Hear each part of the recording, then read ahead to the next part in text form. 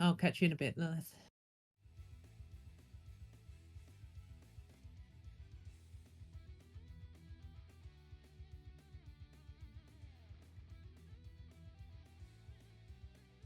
Okay. So, hello everyone, and welcome to VL The Beginning, the first game between Celestial Fecundity and the Hive-Mind Panda team. I'm here with Wolf, and we're just headed into draft. I believe, if I'm right in saying, Wolf, that Hive have lost their first 3 bands for this game. Indeed, they were late with their how do you call it again? Roster lock-in. Their team captain had a little issue with not knowing what he was supposed to do. So draft will take a little bit longer than usual since they need to wait out the timer for each and every ban of first rotation. Right. So, what are we thinking is going to be the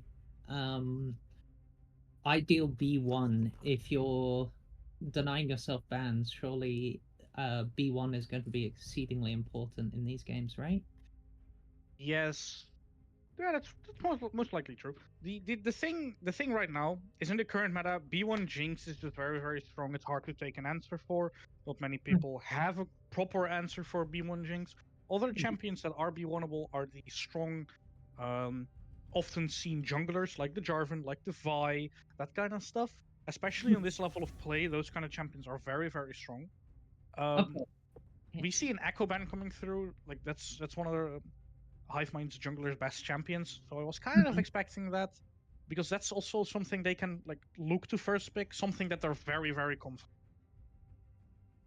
So it's a massive comfort pick for Emily, right? Or As is this far as I don't know, they're not in order. I right? don't think they're in order. So I They're don't. not. Okay. So, that's interesting. As I was just going off the order there. Oh yeah, no, because Hacky's a top laner, right? Correct. Right. Okay. So here we go. Here's the B1 pick. So we're predicting possibly a Jinx here. Oh, the Sivir. That's interesting. It's a fine B1. You get the wave clear, you get scaling. The only thing is Jinx is still open, so I don't very like understand why we're doing this when a strong champion like Jinx is open. That's very meta, right? I mean, I guess oh, they're going with the Syndra by the looks of things. That was an instant lock in with the Syndra. I assume this is going mid unless they're pulling out some AP Syndra bot lane as the It's carry. most likely going mid. Also, the reason why they're maybe this comfortable in picking Syndra this early is because the mid laner of Hive-Mind doesn't really play any champions that have a favorable matchup into Syndra. Oh, that's fair. Okay. So it must be something that they've discussed before the game, then just to like first lock the Syndra. We also see the Wukong as well, which is always a strong jungler right now, right? Yeah, Wukong right now is one of these strong junglers. Since you already have revealed your mid laner, you're not open to threaten the Wukong with the Oriana combo that you can slam the MF on, because I've seen a lot of MF on their match history as well. Don't know much about their history in the tournament though. Victor being a somewhat decent answer into the Syndra, he can stay at range, he can look and try and poke. I guess The I Maokai, yeah, I'm the guessing the big Maokai pick makes weird sense. Sorry, I'm talking over you. yeah, no, that's fine.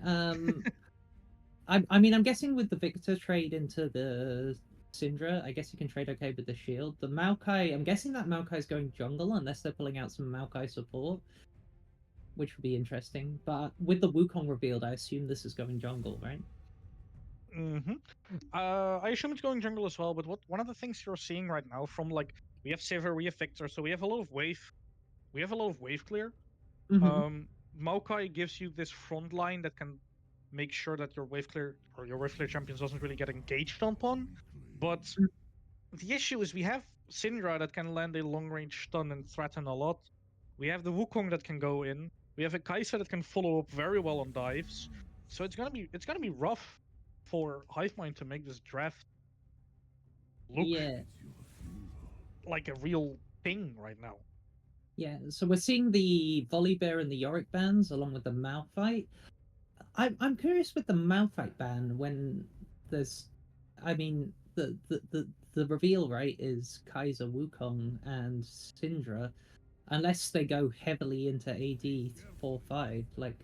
Yeah, they want to deny the like heavy dive that's possible with the Malphite Wukong Kaisa, I would assume. The Volibear and Yorick bans make a lot of sense because Sivir is normally a champion you pick when you want to split push because Sivir can really hold down the fort on mid lane. But you Yeah. already have the Sivir and the Victor that kind of do the same thing in that sense.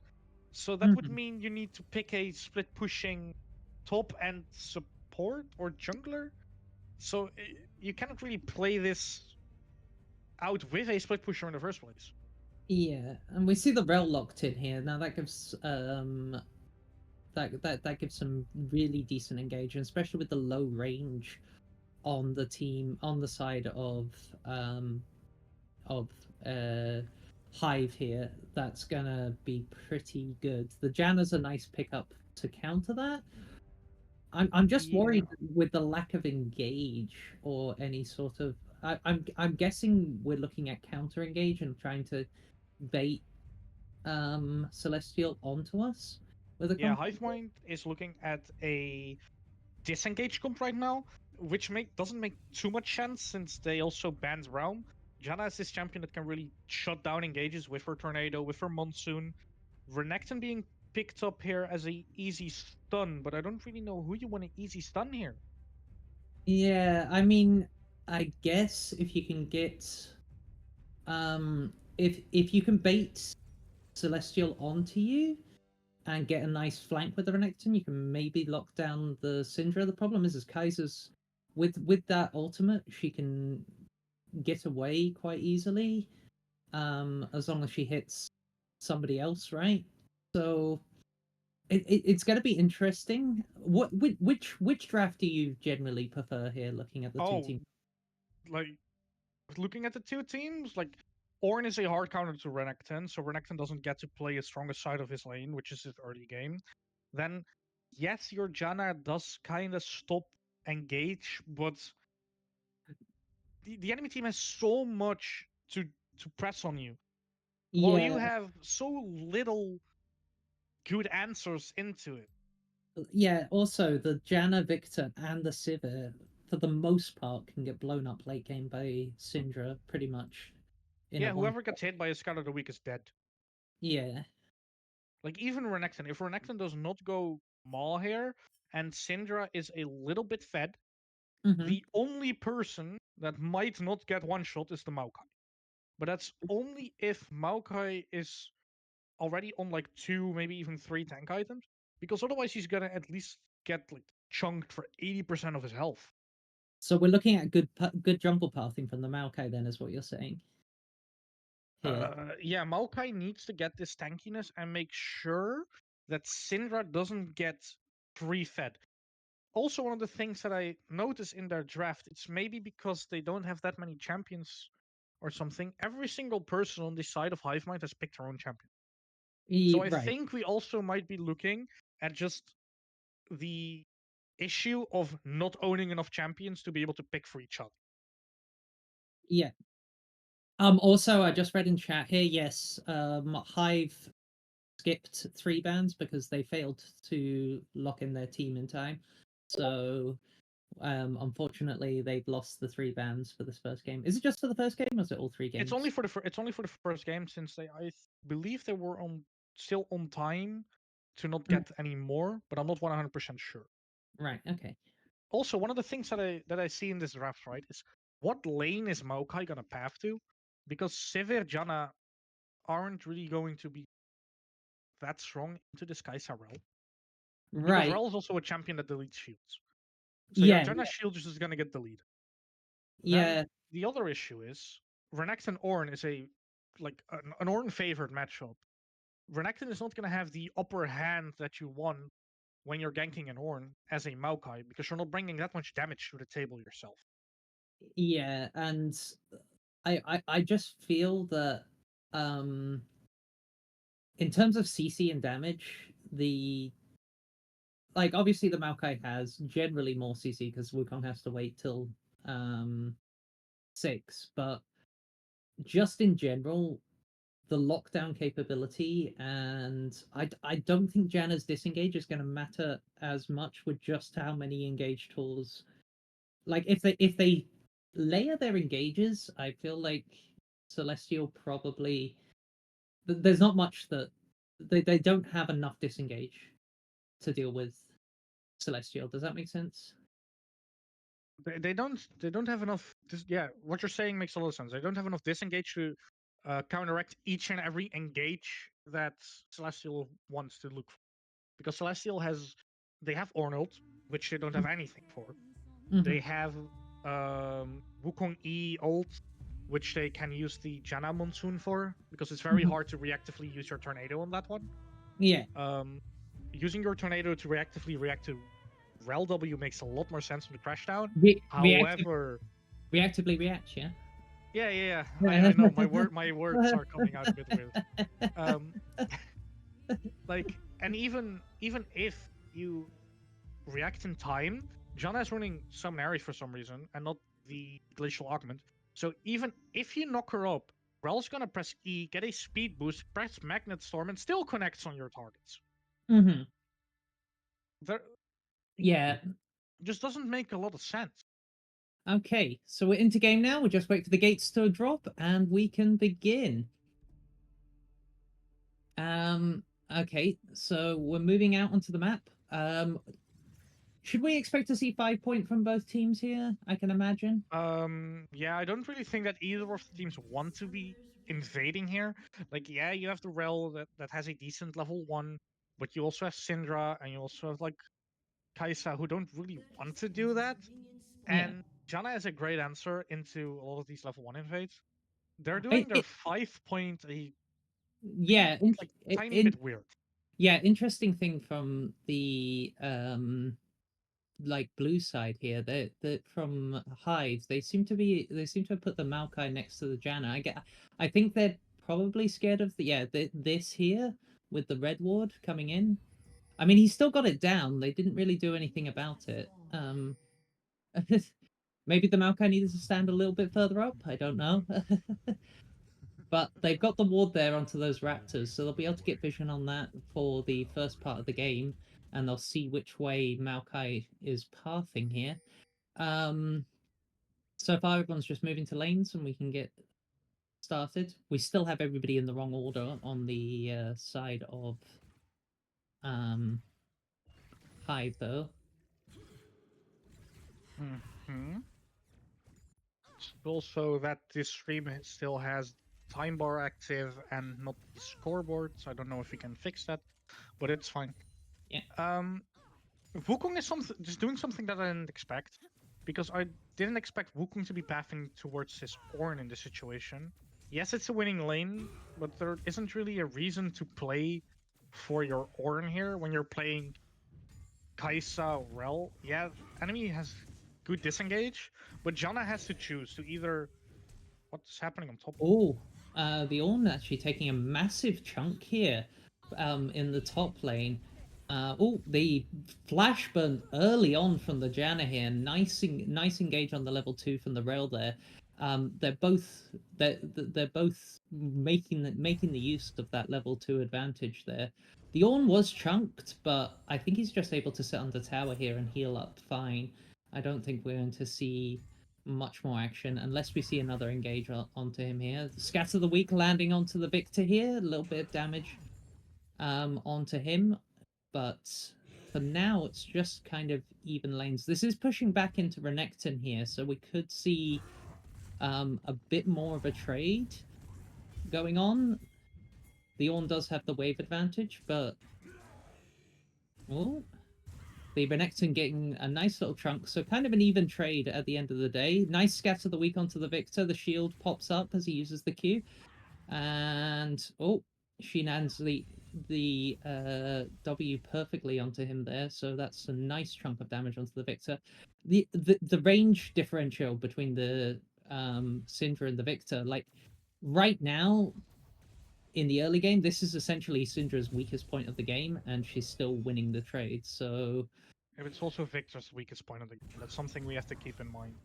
Ornn yeah, is also taking way too long trades. Since Renekton is running Conqueror, there is no reason to go for this like extended trades. Also, the fact that this wave has bounced back to the Renekton yeah. there is no Ooh, reason for your what the am I seeing? There ooh, is no real reason for your Wukong to path top, but now there is, since now it's dive. Yep. Nice. The Renekton tried to go in for the trade back there, but was able to get killed by the Wukong just in time. We also did see Maokai grab Scuttle Crab in a trade with the Wukong in the top lane, but with that kill, it's definitely that pathing top actually paid off in the end. The Syndra's already low on mana here. Has used a lot of mana in this lane. I believe she just TP'd back, so oh no, No, she's still she's not been back yet. Okay, that makes sense. yeah. Okay, so neither of them have been back yet. Okay, Neither have been oh, back. we're seeing a little skirmish in the jungle here. We've got the Kaiser is getting very low. The Maokai, the barrier onto the Kaiser. Oh, oh, the just flashed away just in time. The Maokai burns the flash here. There is no flash on this Janna, so we could. Oh, the Sivir has come in now. Are we going to see a trade here? We got the Rel is getting really low. That is a kill. The Maokai takes it. Sivir is now free hitting onto this Wukong, but the Wukong is just going to walk away, I think, and that's the end of the trade. So at the end of the day, a 1-for-0 for the side of Hive here, and but the gold unfortunately did go onto the Maokai. But you did say that we're gonna have to see if Maokai can get tanky enough. So maybe that's not the end of the world, but it probably would have been better on Sivir. The thing is right now is yes, Maokai has a kill, but he has the base, so he's awfully off tempo with this Wukong right now. Wukong choosing to go for the Drake here, however, doesn't really make that much sense, since he has a lot of camps to clear and an advantage to gain over this Maokai. Yeah, Top lane? we're gonna see a nice little trade onto the. They're still trading. The ult coming out from the Renekton here. Oh! That was so close. That was a very close trade. Both of them walking out with blinking health bars here. We're gonna see a fight onto Drake here. The Wukong was really slow taking this Drake, so blue team is able to move in. Oh, the smite was a bit too early on the Maokai there, and they were able to secure that Drake. Renekton picking up the solo bolo in top lane, and they kill off the Wukong here as well. So even though Celestial managed to grab the Drake there, an actual trade in the favor of Hive here, and this Renekton has actually pulled himself back into the game after that early kill onto the Wukong here. Yeah, one of the things we saw there mainly is since Wukong had a really good tempo advantage, right? He decided to try and use it on Dragon, which doesn't make any sense because it's gonna stop your tempo entirely. Maokai still has all his camps up, so there's a 50-50 chance of him being either top or bot side here because you don't really know where he started because there's no vision. They did have a vision on the Raptors. I think they did know that he started top side. Yeah, it's still they don't know where he is currently, right? Yeah. So to start the Drake when Maokai is up, when everybody can rotate, just doesn't make any sense. Yeah. Also, because of this trade, Maokai now has the tempo, not advantage necessarily. Maokai has a little bit more tempo again. Sivir being mid here. Yeah. Nice sidestep for the scatter of the week for the Sivir here. I'm guessing she's just here to pick up the wave because of the tempo of Victor off the back from the Drake meant that he would have lost a lot. They swapped since they want to look for grubbies, most likely. Okay. Team Comp is not really a grubbies team. Renekton going for a really long extended trade here, actually.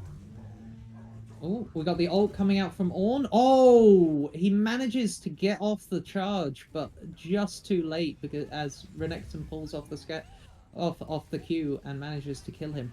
We're going to see a fight around grubbies here. This is so far a 3v4, so it's actually in favor of Hive at the moment. and the Janna's not going to be able to do much here on her own. They do manage to pick up one back, but at the end of the day, this is going to be a positive trade for Hive as they pick up the rest of the grubbies here free.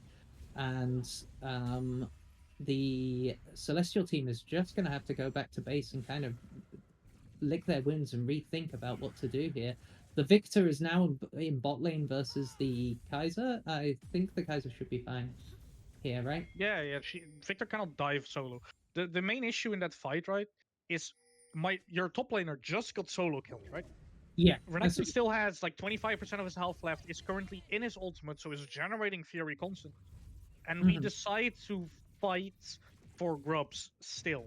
So In a 3v4 as well. It was a very risky play. Maybe Celestial are thinking that they're kind of having to make these risky plays because the game's getting a bit out of their hands. But the problem is if you keep making the risky plays um, and and failing at them, then you're going to end up getting further and further behind. Because we currently see a 2,000 gold difference. The Maokai ultimate coming in on the mid lane to grab onto the Syndra. The Syndra going really low here. She's able to get the ultimate off in time. This might be a kill onto the Victor. No, the Maokai able to knock the Wukong backwards and save him, and they're just going to go away with the kill on the Syndra here. So Syndra down in mid lane again, and beautiful knockback from the Maokai as well during that little skirmish between the Wukong and the Victor. Victor going very, very low, but that that knockback from the Maokai really saved him. yeah, And with Wukong making all these really risky, nonsensical plays, he's losing out on a lot of tempo because he's also ganking off. I mean, both junglers are ganking off their timers because they both every time they gank, they have a lot of camps up, and they're just sacrificing a lot of tempo for these risky plays. yeah, While their laners are not necessarily in a position where they need a gank. yeah. And I wonder if we're gonna. I'm wondering where these risky plays are coming from. Are they? Do we think they're maybe looking at the scoreboard and panicking a little bit, or is it just? We're going to see the Rel engage onto the Maokai here. I don't think anything's going to come from it. That guy is way too tanky for them to do anything to. The sapling actually missing the bush there, and sitting sadly outside the bush, wishing he was at Uh, home. so what I'm thinking basically on the reason why they're making these desperation plays is not necessarily because Cyclone coming out. Yeah, we're gonna see the scatter of the week onto the Victor. The Victor getting knocked up again by the second part of the ult. The Syndra ult coming in, and that is going to be a dead Victor. That should be a shutdown if I am right. It was not a Yeah. big one, but it was definitely a shutdown.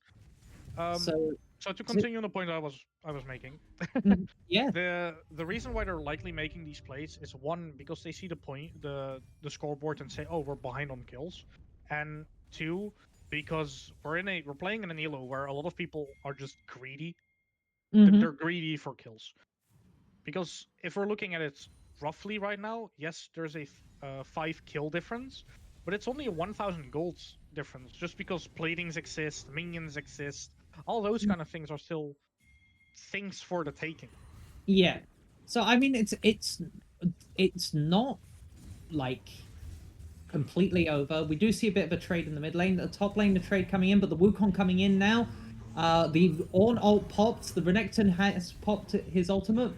Is that going to be enough to save him? He's getting really low. The Wukong taking a tower shot, but we're just going to walk away. Health bars blinking, and nothing comes of it. Yeah, they really try to make that work, but the thing with the Renekton, right, is if when he gets that low HP, he generates Fury faster, he presses ult, and he just gets so much healing from his Q. However, it's a really great gank still, because one, you're forced out... Oh, Oh, we got Scatter of the Week going onto the Victor. Victor really low. nope. The Syndra does have ultimate, but doesn't She go. didn't. She didn't have it. Oh, she didn't have it at that point? No, Sorry. 1 to 2 second cooldown. Okay. We forced out Dominus on top lane. Ornn has gained 1 or 2 platings from it. Ornn is getting back into this lane. Renekton is going to struggle from now on. Yeah, Bjorn is just too tanky now. I think for him to do anything to for this Renekton to do anything to. And we're going to see a pink ward cleared out here. Um, just vision control wars for support. Eh, the usual. Story of my life. Um, oh, the Syndra. Syndra has a big farm lead as well. That's something we have to mention. Yeah, I was going to mention that earlier, but we ended up having action pop off elsewhere, and this is the thing about this elo. We see a lot of action, um, For no reason. yeah, at points where maybe they shouldn't be, but that's fine.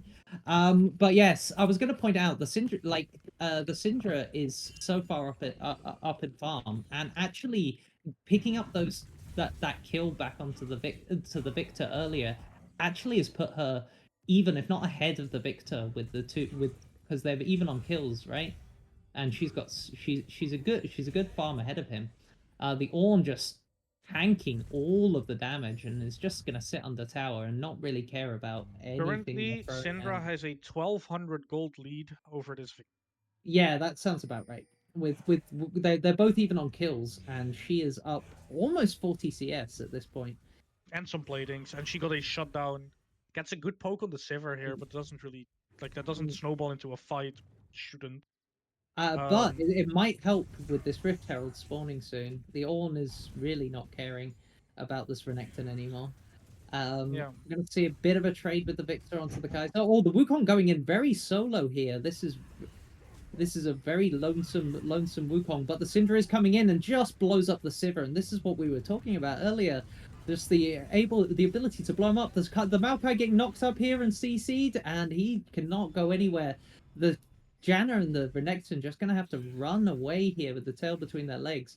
And Celestial, rightly so, not deciding not to overchase here. Oh, we're gonna see a 1v1 in the bot lane, and Kaiser does pick up the kill onto the Victor with that ultimate.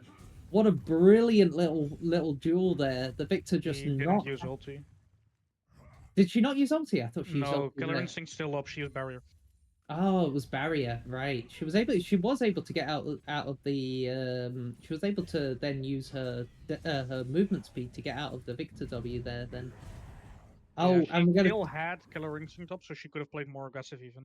But it Yeah, wasn't necessary since Victor is just this far behind on farm and gold. yeah, Even if we're looking at him compared to the Kaisa, Kaisa's right now has a 200 gold lead right now. So if you subtract the kill she just gained, she was only like a 100 gold down, but Victor's hadn't based for items. right, yeah. So yeah, um, the Victor now able to pick up those items. This Renekton is so low health, and he's trying to duel the Ornn very far away from his tower. Dominus is popped, but he's very low. We're going to see the Kaiser going onto the Sivir here, almost killing her, but the Sivir managing to get away with a blinking tiny bit of a health bar. Beautiful play from Renekton on the top lane as well. Using Yeah, his E1 to dodge the final part of the Horn W, which yeah. applies to Brittle. Oh, Oh, Victor just getting blown up by the Syndra here. The Maokai going onto the Kaiser, but nothing else that this is a 2v3. Can they actually even get onto this Drake here? I think this might be a mistake. They are the Janna is able to run away, but they're just going to peel back onto this Drake. The Renekton is down here now, yeah, but but he doesn't have Dominus. no, he doesn't have ultimate, and this Kaiser is the Maokai ultimate for the disengage, but is it going to be enough? Oh, beautiful rel engage there. The Maokai is going into the Kaiser, but he is all on his own, and that is all it's going to be written for him. And they're just going to be able to pick up this Drake for free, and they kind of just fed them bodies there. I don't think there was much to be made for that play. Yeah, so basically what I saw is Sivir is not in a position for any engage.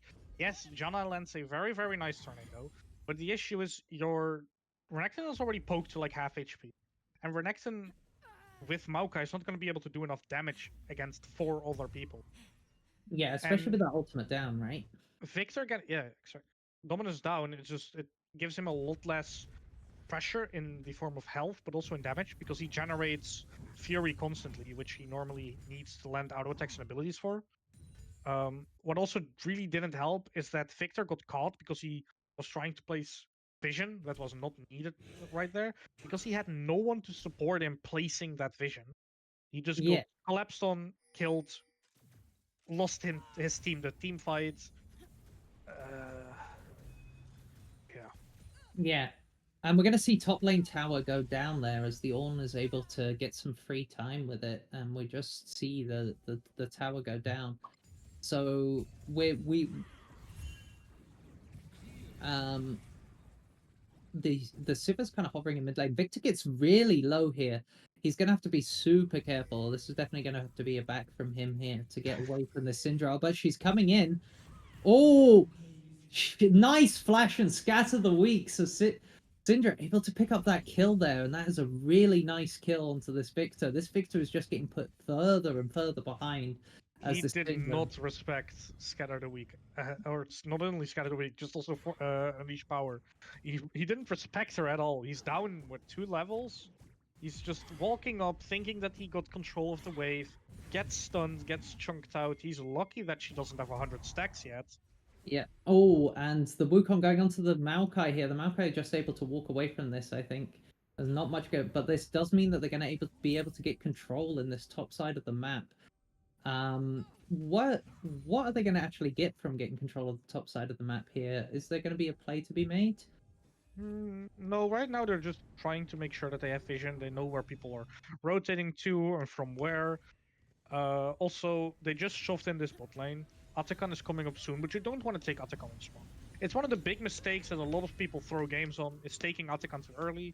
It's like old Baron, right? It spawns at 20 minutes, it's Oh, stretching we're going to resistance. see an engage into mid lane. Maokai going onto the Kaiser, but he's just going to get locked up. And with the Janna ult, may be able to save him, but not enough. And Janna is now stuck in 4 people, and she is just going to go down here. And this is, this game is. It started out well for Hive, but they are slowly losing it. As They're fighting for no reason. We're on a 5k gold difference right now. yeah, And one of the things that happened as well, right, is, oh, there goes Renekton. mm-hmm. One of the And we things got that's like happening every single time is someone gets caught for some idiotic reason. Because one of the things that happened there is Maokai is solo engaging on Kai'Sa into 3 people, knocks her away from his team instead of towards them. Then Janna has to use all her peel tools to try and keep him alive, which gives Wukong a window to just go in, press Cyclone, and win the fight. Do we think that this Atakan is a little bit too early still, or are we just taking it because it is free? Because We're taking because it's free. Atakan is a objective that snowballs you even harder. Because the thing with Atakan, right, is it increases the XP you gain from every single flower you already have. It increases the adaptive force that you've gained from every single flower. And it's gonna give you flowers every single time you kill someone now. right, nice. It also collects on the flowers on the map. So it gives you a massive amount of XP. Yeah. Syndra's 3 levels ahead of Victor right now. So we did see like an attempt of a siege on mid lane from blue team, but red team is just able to get back onto the map and stop this here. They are setting up this Drake. They're moving into the river here, setting up vision as they move. This is going to be very difficult. Oh, we're going to see an engage onto the Janna. Nice ultimate to save the Sivir there, and they're just going to be able to disengage. But that ultimate is now down. If they were, and that is a very important tool. If they were even going to consider going for this Drake fight, there's a bit of an engage going on here. The Maokai has moved in. He's almost half health instantly, and even with the Janna shield, it's a lot of damage for a champion who's supposed to be the main frontline for their team, right? The Renekton's getting some free damage on this top lane, but Syndra is just able to come up and clear it off, and they are able to just pick up this dragon for free and zone Hive out of the dragon pit here. Hive, Renekton's very late with the TP. He didn't only get some damage on the top turret. He got the tier 1. Tier 1 was still up. oh right, he actually did get the tier 1 as well. Yes, of course. I didn't even realize at this point in the game the tier 1 was still up. So he was able to get the tier 1, so they were able to trade back up there. But with 3 dragons down, we've got Celestial on Soul Point now. And I think, Victor is very much out in the river on his own. blue team is just backing off. They're not even attempting to move to save him because he is dead. There is nothing they can do about it at this point. And as pointed out earlier, like the gold lead is The gold just lead is growing every single time. oh, Sivir just gets Simmers, blown up from a yeah, power scatter, like power yeah. lead. No, this Uh, Syndra is just it's One of the it's things as well, right, this game, is Celestial just fishing, Victor being the fish. He got caught in river 3 times already. yeah. I honestly don't even know what he was doing there. He was just out for a daily stroll, seeing the plants. I mean, He it is was a he pretty, was having a nice swim. the new map is very pretty. So maybe he just wanted to spectate it. It is true. The disengage from the Renekton here doesn't make that much sense. They can Yeah, easily just take your tower still. they could just take it in front of him, and once the tower's gone, he needs to be careful not to get engaged on. Now he's just backing off. And he does have his team behind him here, so I don't think much more. But this tier 2 is going to go down to these two. I don't The think they should fight this. They're being very. Oh wait, Syndra TPing in. Syndra is TPing in. That's a very dangerous spot to TP in, but the Wukong is going in with that ultimate and is going to just knock up everybody there. And yeah, this is like we're going to see the Maokai go down here, the Venecton go down. With the Sivir went down in the back of the fight to the Kaiser, and the Kaisa Victor. dove. Syndra has her 100 splinters right now, and Yeah, Renekton doesn't have Maw, so Renekton gets executed from it. Like that fight started out well, and when you see that Syndra TP coming in, you have two choices, right? What choice one is you back off. Choice two is you commit all your resources and try and hope to kill that Syndra as fast as you can. yeah, Your best option this fight, especially, was just to back off. Like, okay, Syndra used her TP, we can try and use that to cross map something later. yeah. Yeah, we could take you take the TP advantage, but they are just going to do two Baron here. But it's the Wukong and the Rel. A Kaiser is now coming in, but that was a very slow Baron for a second there. But the Syndra damage with the Kaiser is just they're gonna finish off this Baron. We Janna should be is seeing the end of the game very soon. We're looking at a 12k gold difference. So Hmm. if this game drags on any longer, it's just because Celestial doesn't want to end or doesn't know how to end because they're just yeah. so far ahead right now. There's not really that many things that Hive can do here to actually play the game. The problem is we're seeing what you said at the start of the game between the two comps, right? Even though they did get that nice early lead with Hive, there was very little they could accomplish with it because the comps are so mismatched, right? The comps are uh, Oh, the Rel uh, failing the dash over the wall, but the Maokai getting blown up by the Syndra. This Syndra is now able to just one-shot the Maokai. So if she gets onto these squishies, you can only imagine what's going to yeah. happen. The thing right with the comps is yes, Janna is very good into them, Sivir is very good into them. But we're playing disengage, we don't know how to play disengage. Yeah. Also, fun fact, Victor is still only on 2 evils. Oh my gosh, half health on Siva with 2 spells from the Syndra, and a little bit of damage And from bye. onto the Rel, but I think with the yes, that Janna is just dead, even through the ultimate there. The Renekton is trying to do something to this Ornn in top lane, but I doubt there's very little that's going to be able to happen here. Yeah, he's just the whole team's going to show up, We're and the we're losing so hard, and I understand that we need to try and fight, but just the sheer fact that we're almost 30 minutes in and Victor still only has 2 out of his 4 evolutions.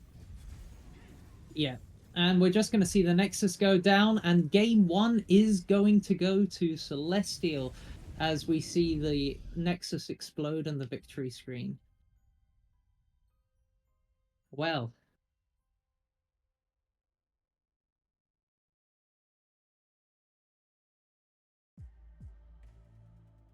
okay. Um, I assume we're heading into a short break soon, since teams also like to take a little pause between 2 heavy games. Um, this game was just an absolute stomp for Celestial side. There's not really many things that Hive did to try and counteract anything. Like their only lane that was winning early is your Renekton. But the thing is, your Renekton is not outscaling Ornn. Your Renekton is not winning the team fight because there's no way he can properly get onto the Syndra. Like Yeah, of course. this is the Yeah, typical thing with top lane is you're winning, you look down and you see your entire team just in flames. yeah, and like the thing is with the Renekton and the Maokai, both of them can just be like CC chained by the Sin, like knocked back and CC chained by the Syndra and the Ornn.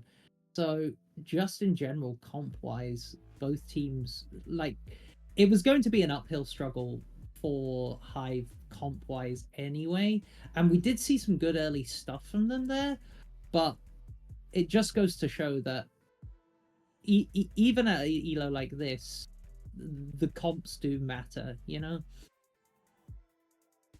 Um, should we head into the break? Yeah, let's pop into the break. We'll see you all in a moment for game two, and uh once everything is set up, we'll be back. Right, be back in a moment.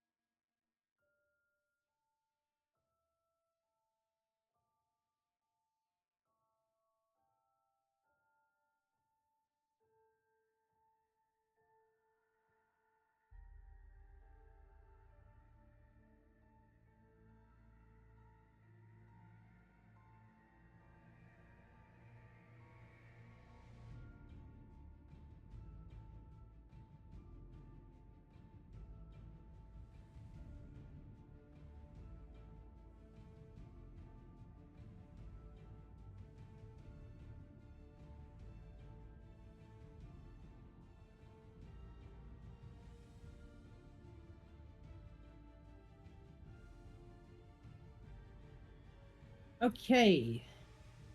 Well, looks like we're back. We're just waiting for both the teams to ready up. We are. Do you think we will see any changes besides the fact that Hive actually gets banned this game? Well, I think with the bans, we might actually look at the Syndra ban because you mentioned obviously that she wasn't banned, but obviously they didn't have the ban to ban her, so we might actually see the Syndra ban this game. Um, and if that does happen, what do you think will? Very quickly. Mm, Black Wolf, can you stream client so that Lilith can turn it off? Yes, Oh, yeah, of course. Thank you. I did see the message. Yes, I just thought I'd jump and make sure that it's done because I think they're getting ready to go into game. There you go. Good job so far, guys. Catch you soon. Yeah. Okay, Echo Band coming through. Like we already expected that one. It's one of their comfort picks. I don't really think that Celestial had to make different calls on bans. Syndra ban makes a lot of sense. Their mid laner has actually no answer into it, so it's Yeah. a must ban every single game. Um, The MF being banned, misfortune.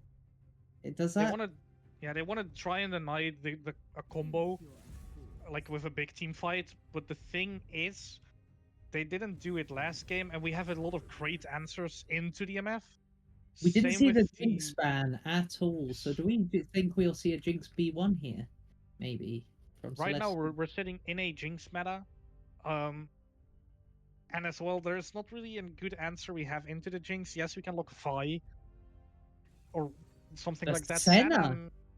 Yeah, they play a lot of Senna, at least what I've seen from their match history. Yeah. Yeah, but I think this is the support Senna though, Oh, because yeah. I've So seen their support play Senna. So so the are we looking at like? bonus on stacks doesn't really work. So we're we're kind of looking for a support center. Does that mean we're looking for more of an APC? We'll see the volley bear picked up on the side of Hive here for the. I assume this is jungle probably. Um, I don't see a lot of Volibear in their junglers play history, match history. Oh, I do we see a do lot of see Volley the top. we do Jinx see coming the through Jinx. on Arth too. Yeah, so we do see the What do you Jinx. think they will react to? With the Jinx pickup here, I'd be happy to see maybe a Seraphine in this bot lane with the Volibear Jinx picked up. But do Would you be good. really need to play an APC? Because one of the things as well, right, is there's a lot of champions that enjoy being solo AP, which being a lot of the mid laners that Celestial's Mhm, mid laner plays. So we don't mhm. really need an APC, do we? We don't need it. I was just you you asked me for advice for ideas, so I was giving them. Yeah, it's fine. We It's do fine. It's fine. we do see the Vi picked up here. This is going to be great lockdown for that Jinx in late game if they can get her onto her. The Shen as well. That's a nice little combo with the Vi going into the back line. She'll have that protection there. Where do you think the Shen is going? Do you think it might be going into the top lane here? It's most likely. Shen right now is a very, very strong champion. It also denies a lot of what Volibear really wants to do because it's his block, I think, also blocks the W. So Mhm, the thing with the Shen W is if it blocks the Volibear W, it already blocks the stun, and it's also going to block your heal, if I'm correct. mhm, This computer drafting looks very familiar, if you know what I mean. mhm. So I'm curious to see what they're going to ban and what they're going to pick up next on the side of Hive, So we, since they're looking at this front to back team comp, right? They have the Jinx, they have the Melio to increase the Jinx range to keep her safe. yeah. Melio can try and deny Vi, not Mhm. necessarily in the sense that you can stop the Fall Breaker, but Melio can most certainly press Q afterwards to deny Vi from having any further damage on your Jinx. Indeed. What do you think this team comes lacking? I think right now we're lacking some serious AoE engage for the side of Hive, but the same could be said for Celestial as well. They do have a bit of AoE. The Shen Taunt can hit multiple people, but it has to be in the right position for it. Um, we do see the Tristana Mel band and the Jarvan and Set band. So we're looking at the I'm interested with the Jarvan ban. Were they expecting a Jarvan top, or were they not sure where this Volibear's going? We do see the Nocturne locked in. You were saying between during the break to myself that the jungler is more of a carry jungler style, so the Nocturne getting picked up here is actually pretty good. We might see a bit more action from him. What do you think Celestial would lock here and as a reaction on their like well because what they're still missing their mid laner, right? They need something Well, there we big go. We've got AoE AP. There we go. well, that's it. Like as I was saying, they were missing some AOE. We're missing some peel on the side of Hive. And we've now got the Orianna Vi combo with the Shen. This is quite nice. Little wombo combo they have on the side of Celestial here.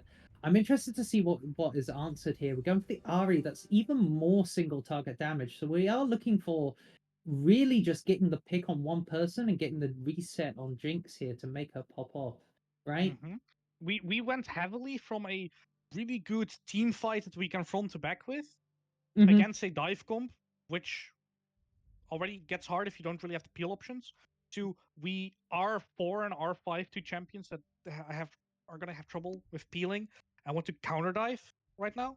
But the thing is, what you're gonna counter dive on, Kai'Sa's gonna dive with them. Yes, you can counter dive on Senna, but Senna right now has the tendency to build Black Cleaver, to build like that kind of bruiserish items. After Orianna presses ult, she doesn't really have to do much. So killing the Orianna after the dive already has pushed out doesn't really work. So we went from on to back to pick with dive, but then we have a like Melio Jinx that wants to stay at range, kite, get peeled from. I put it to you that there is something that we're not considering here. With the way that these teams play and with the kind of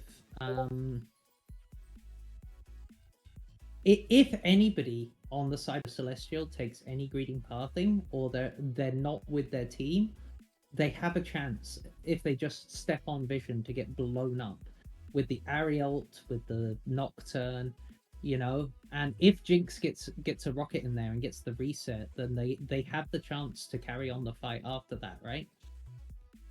Yeah, exactly.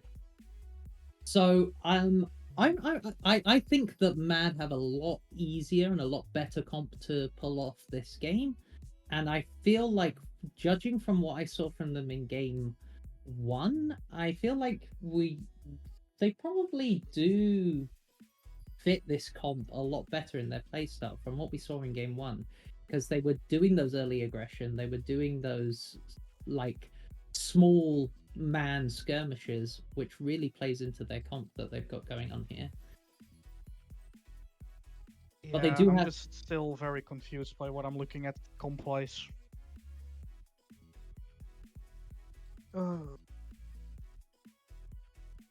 I think it will really come down to how much resources is allocated into this Jinx, right? And yeah, but you know the saying with "don't put too many eggs in one basket." That's the issue with this team comp right now. I agree.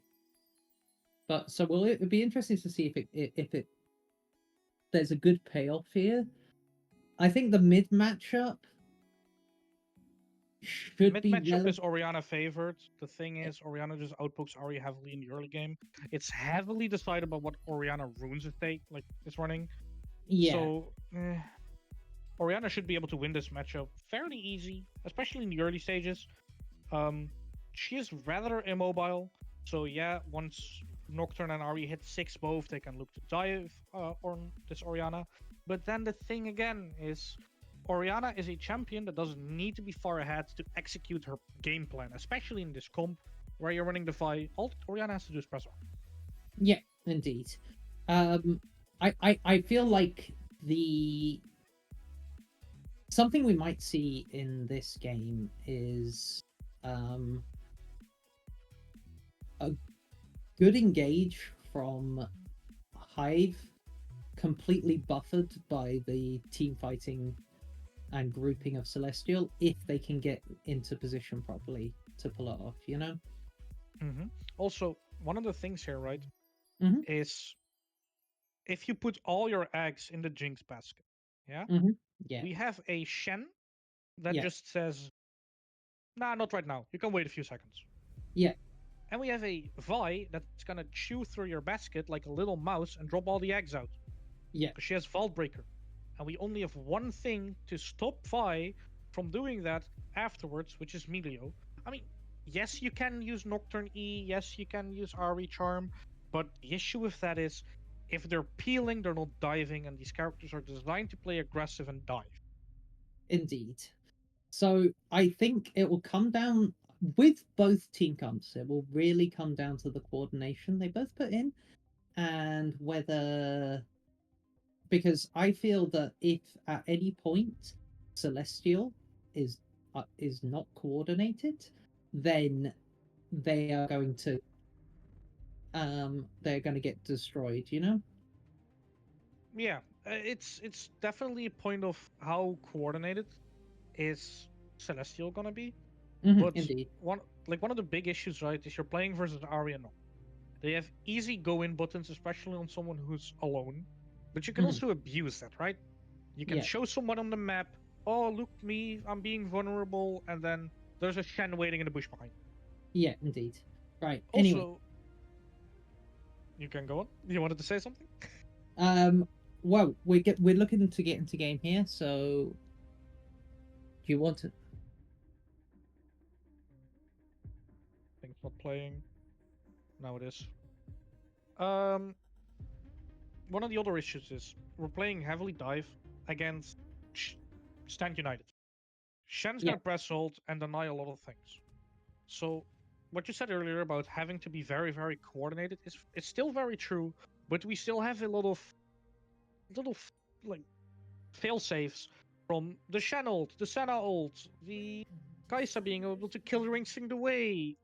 We still have a lot of options, even when we make a few misplays on the field of we are overextending some. Indeed. So we're looking into the game now. Everybody is just 5 pointing. We do Except also, Nocturne. yeah. Again, we see the jungler of Hive kind of hovering at this raptor pit.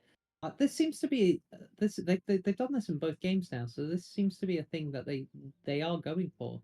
Can they actually deny the ward this time? That doesn't look like they're even attempting to. Wraithkiller's just standing there and they get the ward off and able to get the vision in the raptor pit. That's twice Wraithkiller's done that now, so that's really interesting to see. If it's not to deny the vision onto the raptor pit, then I wonder why he keeps doing it. I think he just What doesn't know better. fair enough, it could be the case. We're looking at a not too high elo, so some things go ways that you wouldn't expect, to be fair. Also, even if they didn't have division on the camp, Nocturne just threw his Q through the wall. So Oriana would have known that he started there. Um, he's just giving his position away for free. He's pathing towards bots. Their bot lane now knows that. So how are you going to be properly able to punish that now? And the Vi looks like she's pathing towards top lane here. We do see a bit of a trade at the bot lane. It's a level 1 trade though, and it looks like, judging by the waves, it looks like blue side is going to the Celestial are going to hit level 2 first in that bot lane. They should, yeah. So the thing with this matchup, right? Oh, Oh, we we got a have a pause pause. because someone just disconnected. So Oh the dear. thing with this matchup is your Senna has a bit of a range advantage. Senna also has her Q. Every time she uses, she heals. Um, it heals more than the Melio W. It has a shorter cooldown. So Senna can take these a little bit riskier trades, especially during this time of the game, since they know for 100% that Nocturne is topside. They know that. Yes. One of the Like, things that's confusing me a little bit, though, is Vice starting bot pathing to top. We're going to be playing for a Shen. Why are we playing for the Shen? We should be playing for our Kai'Sa Senna this game. That's our win condition. Mm-hmm. And we can also, if we path towards bot here, we can try and counter gank. We can try and Yeah. deny this Jinx from getting ahead. Yeah. Also, like, it's a Jinx, right? She's kind of vulnerable in the early game. She doesn't have too much damage. Granted, yes, she's got the Milio buffs and stuff like that, but in a 3v3 skirmish, um, well, yeah, I kind of have to agree with you. Like, it's interesting, but there might be a plan behind it. We'd have to see. Mhm. Also, one of the things that confused me during draft, right, Mhm. is we decide to grab the Melio on R5 on R3 Yeah. instead of, for example, the J4. Because isn't Jarvan pretty good into Vi, especially because he matches her early game ganking. He gets a lot of stuff done, and he would have fit very well in this team comp. I'm guessing they just kind of want to to go more for that assassination potential. That would be my Also makes guess. sense. Um, Makes some sense.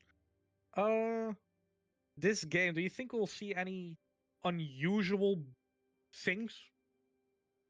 mm, It's slower elo, so might happen some like cheeky early dragons or early Atakan like we saw last game. But anything unusual that you're expecting or that you're predicting? I wouldn't be able to say.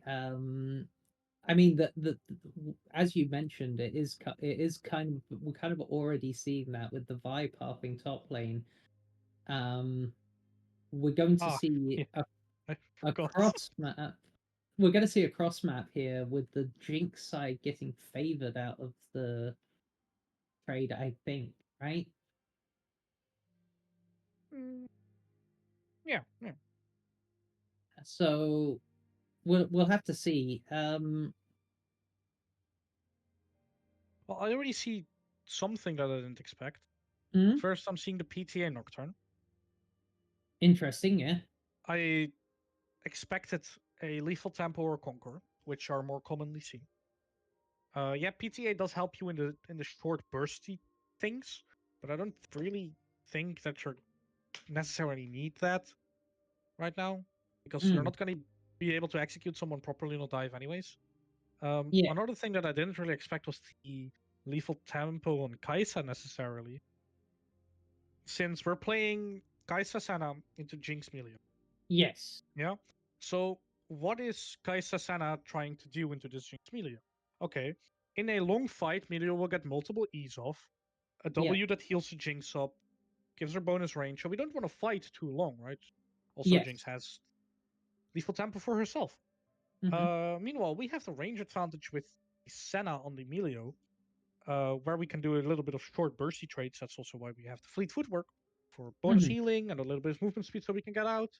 Um, so what would make a lot of sense is either a rune that helps for the short trades or for the medium trades, like a PTA for the cells or a Hail of Blades, something like that. That's what I expected. Okay. Um, I'm guessing they have a plan behind it. Because unless it's just habit from the side of Celestial's Could also ADC, very well be. yeah, it could just be a standard room page that they've got set for themselves that they just pick up. It might just be a bit of um autopiloting with the room pages. Autopilot. Yeah. Because also one of the things this game is your opponent decided to play Aria Nocturne, right? So Yes. they want to go for dice. They want to go for, I want to kill you as fast as possible because you're the carry of the enemy team. Hmm. So you're not getting the long fights you want unless your enemy heavily misplays. Yes, indeed. So some small things that confuse me. One of the things could very well be what you said, that it's just force of habit or Yeah. autopilot. What So what do we think of the Airy on the um Oriana on here? Oriana, it's fine. Phase Rush is fine as well, especially since you're playing against Nocturne. If you have Phase Rush, you can try and get out of his E as fast as you can, which denies him from a lot of ganks. So I would have personally preferred the Phase Rush here. Ari can still work. One of the things that's quote unquote important in this matchup, though, is Yeah. that she does the usual thing that Vel'Koz normally does and Yeah. max her W Yeah. until level like 5, and then after 6 go to the normal Q max. Because what this allows you to do is one shot the backline minions with your QW at like level 5, 6, which Yeah. makes sure that you have the same shoving power as Ari. Yeah, indeed. To be honest, I think personally, if I was the Oriana in this situation, and you're looking for pressure in lane, right? In this matchup, not necessarily. No, you think that the Oriana is probably just looking to go even there? The thing with this matchup is you neutralize Ari from roaming a lot because your wave clear is really good when you do the W max thing I just said. Furthermore, your jungler, you don't win the 2v2 in this jungle mid matchup, right? Right. Um, you're playing against an Ari, so you're also not gonna shove wave and roam because Ari's wave clear is too good for that. So it's not necessarily that she's trying to play even; it's that she's trying to deny Ari from being able to do the usual snowballing she does in other games. Right. That's my view on it. I'm not the biggest. Whenever I play mid, I am not the biggest fan. But obviously, like this is different. But I'm not the biggest fan of Airy on Oriana. I know why people take it, but I prefer if I'm going for the damage. I am going for Comet over Airy. Yeah, but it's not necessarily a damage thing because Oriana also makes great use of the shielding feature of Ari, since she can buffer her teammates.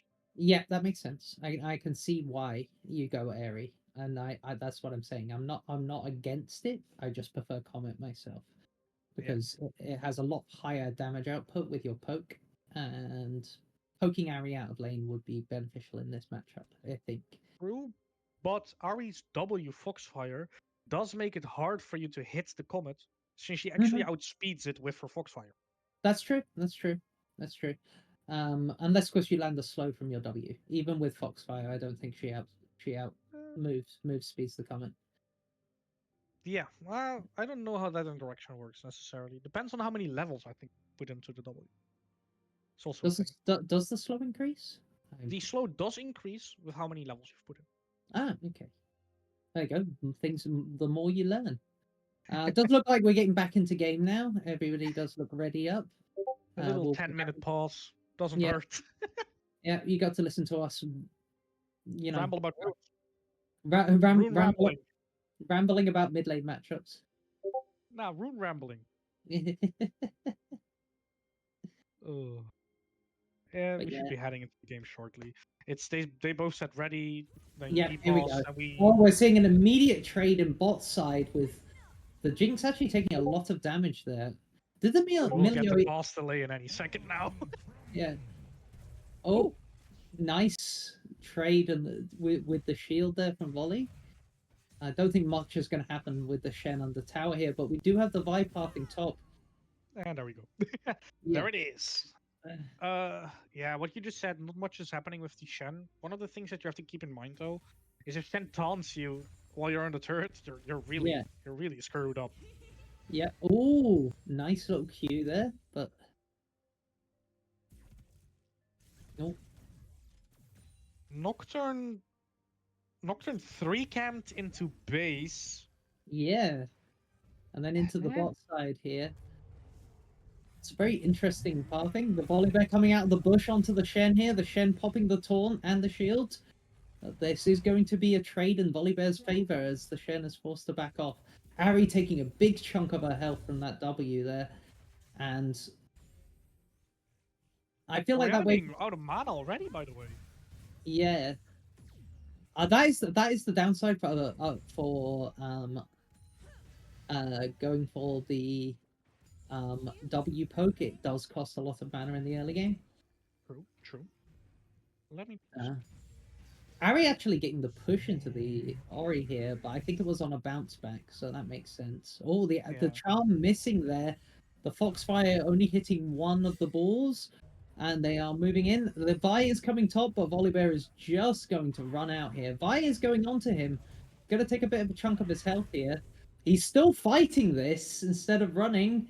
Oh, he's very low now. He is going to have to He had to Right. base. He had to base anyway. The main thing is probably why he fought back a little there, is if he kept running, Vi could likely have try and flash on him, try and proc another for W's, and maybe even have killed him. He's That's the not risky based. thing. He's not basing here. He's choosing to stay and get this wave into tower, which makes sense. Because Shen could get the Uh, freeze up on him here. True. It's also very risky. He's lucky that Vi decided to base right after that play. He But saw the also Vi. this. He saw the Vi base. She was on a ward. Oh, Oh, nice trade. That W heal. Oh, the charm landing, but the Q missing there. it's That yeah. One of the things there on the top lane though is Shen is using his W very very early every single fight, which makes sure that Fully gets the second heal every single time he likes, because Shen is just staying for way too long, thinking that he can. Oh, Oh, the nice charm onto Oriana here. Oriana has a pot running. Is this? Oh, it is enough for her to get out. And Ari does take a tower shot in return, but she is very low here. This is very dangerous. The Vi is on the Raptors here. If Ari overcommits to this, that could have been dangerous. If she actually landed that Q, she might the Ori might have got the trade back kill there. So or Ari being very aggressive, still having charm up. yeah, Doesn't she's really able. have to worry too much. The Volibear Fully, cancelling the Shen's back there with the W. Fully has based. He has used TP. As long as he keeps shoving these waves in, it either means Shen has to stay or has to commit TP for still a slight amount of XP. Keep in mind, Shen is almost level 6. That means we're gonna see a lot of plays where Shen can just press Stand United. Volibear, however, does have a way to stop it with his Q. So let's see how that one fares out. Mm-hmm. Shen taunting onto the Volibear here.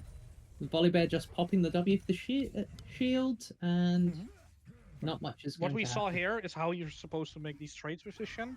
You go in with the taunt, you get a quick 3 out of the text off, and you dip. We got the Drake fight happening here. Nocturne able to pick up the Drake there and get the steal off. The Senna landing that snare. The Vi getting really low here. The Nocturne flashing him, but he's getting knocked back. He's super low here, and he's able to. They're able to get the return kill. So jungler for jungler, but the Nocturne was able to pick up the Drake there. So actually a win for the side of Hive there. We get a kill on Kaisa for a kill on Nocturne. So yeah, it's an early Drake. It's nice, but I would prefer to be on the Kaisa side, since I think a kill on Kaisa in this game is going to be more important than a kill on Nocturne. I don't know. With the plan of blowing somebody up, the Nocturne getting gold are probably not too bad. But okay, we're having a little bit of a trade in bot lane. That snare landing onto the Milio, but he's just going to walk back away from the Jinx. The Jinx just poking away here. The Kaiser landing some damage onto the Jinx, but nothing really happening. And yeah, Not any lane right now is really threatening kill. So I don't think much is going to be happening unless Ari oversteps too much here and gets shockwaved. But that's not something that should happen right now.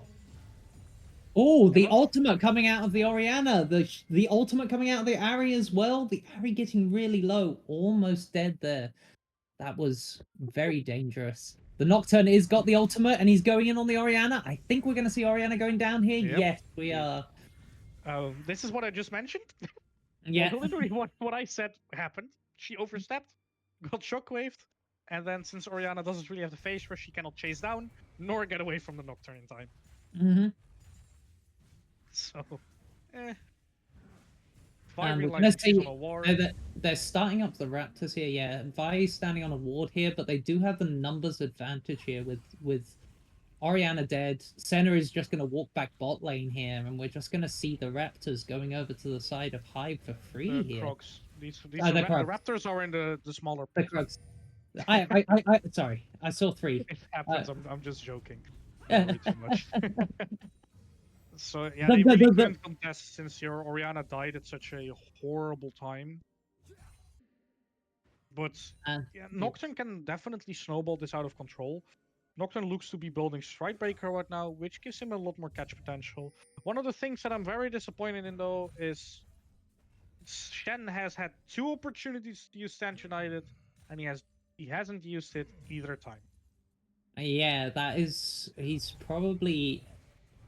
Actually, he has 1 because he cannot use it during the paranoia. Right, of course, yeah. So, correction.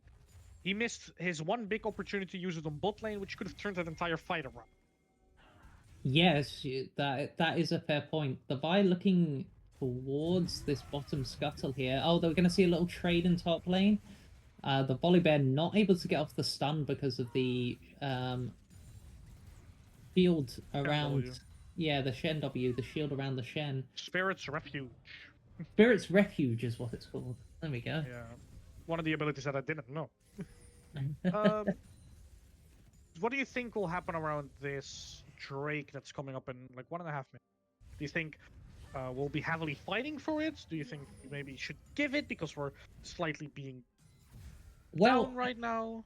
Surely, if you're the side. Oh wait, we're gonna see a little. The Orianna is getting really low here. The Nocturne's coming in on bot lane. The Senna has got the. She is feared. The Jinx is able to pick up the kill. The kill does go onto the Jinx. There's the kill onto the ADC you were wanting. Here is one of the things that many League players don't know about. What we saw there with the Nocturne with the Flash, Shanna did flash out of reach, but tether abilities run on a different tick speed for a check if you're still tethered. So that means if you don't do it on the right tick, you're still getting feared even though you're already out of range. But yes, as I was about to say about the Drake that was coming up, I mean, she is going to be back alive for the Drake, but yes, looking for. I was going to say if you're the side of oh, we've got the ult coming in for Vi here. A lot of damage going onto the red side, but Jinx is getting a lot of damage back. We're seeing the Volibear jump in onto the Shen on the tower. That is a lot of damage there, and a solo bolo up into the top side. Yeah, Shen misused his Spirit's Refuge, making sure that Volley could just easily dive that. But yeah, I was gonna say, for the side of Hive, looking to pick off somebody before the Drake is fine, but I think they were a bit too early on that, on clicking the go button on that. True. Your Shen TP right now is down though. Your Volibear still has TP. We can look for this fight since Volibear has TP advantage. Yes, Shen still has Stand United, but Volley's basing has a full item. Yeah, Volibear's coming in now. That's The exactly TP is coming in. We're going to see the Nocturne heading into the midst of everybody here.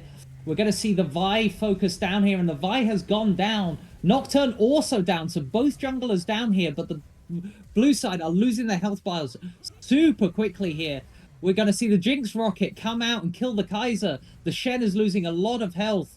Like, he has used the Stand United. The Senna is getting ganged up on here by the Ari and the Volibear. Oh, and the blast cone into the air. That Senna chase was way closer than it has to be. Ari kind of charmed the Senna out of the Volley Thunder. So oh no! That would have killed her. Well, yeah. That's also a thing. Volley cancelled a few auto attacks. But the blast, the blast cone directly into orbit is also a bit sad to see, unfortunately. And it does mean that the red team are going to pick up the Drake here. They're also going to get a few plates on this bottom tier 1. It just looks like they're looking to reset now, get back onto the map, spend all that gold that they just gained, and so far, Hive are looking in a really good spot in this game. We're kind of seeing a repeat of game one. If they can, but this That was a time, great TP from Volley, coming out very early, making sure that he was in the fight. One of the things that we're seeing as well, though, is Orianna has opted for a Blackfire Torch, which is fine. oh, we're seeing the ult into mid lane from the Nocturne here. The Nocturne's going onto the Orianna. He is onto tower, and yeah, the Orianna is just going to die to the compared damage of these two. And this is the problem with these two when they team together. They just have so much damage, right? Yeah, but what I was trying to say as well is she didn't opt to go for Tyr, right? She opted to go for the Blackfire Torch. She doesn't have the usual Roa right now, so she's so much squishier than you see any other Orianna at the moment. Most Oriannas opt to go for Rod of Ages, Saracen Braids, so they're tanky enough to survive something and actually get your ulti off. But we're going full squishy right now. Do you still see Roa on her, even with the Roa nerfs? Yes. Why? Why? Because it's a relatively shorter range mage that needs to get an important ability. Oh, the Ari What am I is seeing? going for this tower. She has the ultimate to get away from this. She's looking to try and get trade damage onto here, but she's able to just get out with her ultimate and ice the tower out from under them. Another trade coming up in top lane. The Volibear getting quite low from this, but he's going to be able to get this healing off. And the ultimate coming in. The ultimate missing from the Jinx, and the Shen is just going to go down here, and the Volibear healing almost all his entire HP back off that. That was a very, very late dawning shadow from Senna as well. If that came in any earlier, Shen would have won that fight. It was very risky from the side of Volibear, though. The Vi is going to try and come back in and trade here, but she misses the Q. It was just too short range. Yeah, but Frenzy coming out soon, and there we are. Yeah, and she's had to burn the ultimate here, but this is yeah, she's just going to have to queue out. The Volibear's not going to bother keep chasing. They're just going to turn onto this Rift Herald now. Jinx is on her own in bot lane as well, because they've committed the resources onto this Herald, but I think she's just able to clear this for free. I don't know what Celestial's idea of keeping these two down here. I assume they just decided they just want farm and plating golds, like yeah, not plating golds, tower golds. They decided they can't win the fight, I assume. Well, at the moment. Some of their members are down. They have some important ultis like the Dawning Shadow, like the Vault Breaker, both down. Yeah. One of the things we saw there as well is Celestial is not respecting Frenzy at all. They're just standing there. Oh, I can take this Volibear. I have some scratch marks on my head, but they don't do anything important, right? And then he just heals for a third of his HP, and it. Yeah. We're actually seeing the reset come in, and with the wave clear that this Jinx has, she's able to get actually in on this tower and get some damage down. They might even actually be able to take the tower here because they've got the grubbies. They do have the. Yeah, they do get the turret. They should trade for the. Oh, 2 TPs coming in from behind. Oh, double TP into bot lane here. The Shen, nice flash taunt onto the Jinx. The Jinx getting all of the shields and heals from the Milio and is just able to stay alive. She has all of the protection in the world. The Volibear coming in, not able to do much here. The Shen ult happening. The Nocturne coming in with the ult now, and they re-engage again. But there is so much damage coming in from the blue team here. The Ari coming in from the backside here. And they're just blinking health bars. Nobody going down in that fight at all. As both sides just walk away. Like, that was a re-engage followed by a re-engage followed by a re-engage. They are actually going into this tower here. They're going to try and tower dive. They're moving back away from the tower here. I don't know if this is wise. They're going in onto the Nocturne. The Nocturne is gonna go down, and the health bars are just too low on the side of red. On red side, the Shen taunt coming in. Volibear is gonna go down. Milio does have the bone plating, but he's able to walk it out. There's Senna able to snare them both, but nothing more is going to come to this from this. And the bot lane tower does go down on the back side of this, so they're just going to walk away from this. But overall, up on the side of Celestial there, with a nice punish for the overstay. Well, and they're going to get Drake. Two things basically that were very, very wrong there is Volley TP'd in, which is fine if he just instantly runs away, but he was trying to make it playable. His bot lane is already 1 HP, already burnt all their cooldowns. Then we disrespect the fact that they can just run under tower and kill us. And And then the third thing, even, is Celestial has a base principle down, which Hive does not, which is called target selection, because Hive is hitting all over the place, while Celestial is actually trying to hit the same time. Yeah, and with a comp like this, Hive really need to be focusing the same target.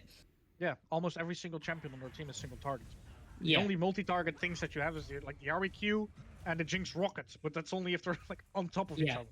and talking about Jinx Rocket, Jinx did try and ult the dragon there, but it was nicely blocked, and they were able to pick up the dragon there for free. So I think I don't want to say it; it's still too early to call, but so far it kind of looking at a repeat of maybe game one with the swing back here from Celestial. Just One of the punching. things that you have to keep in mind is Volibear has been joining every single team fight right now.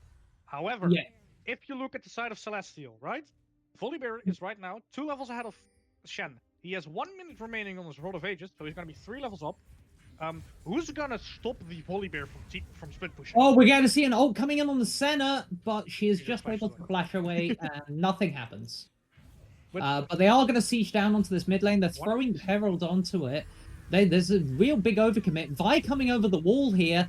The center ult's shielding the Vi, but there's a lot of damage coming on this Vi. Nice shockwave there, but the Orianna is in the middle of everybody thanks to the Ari charm.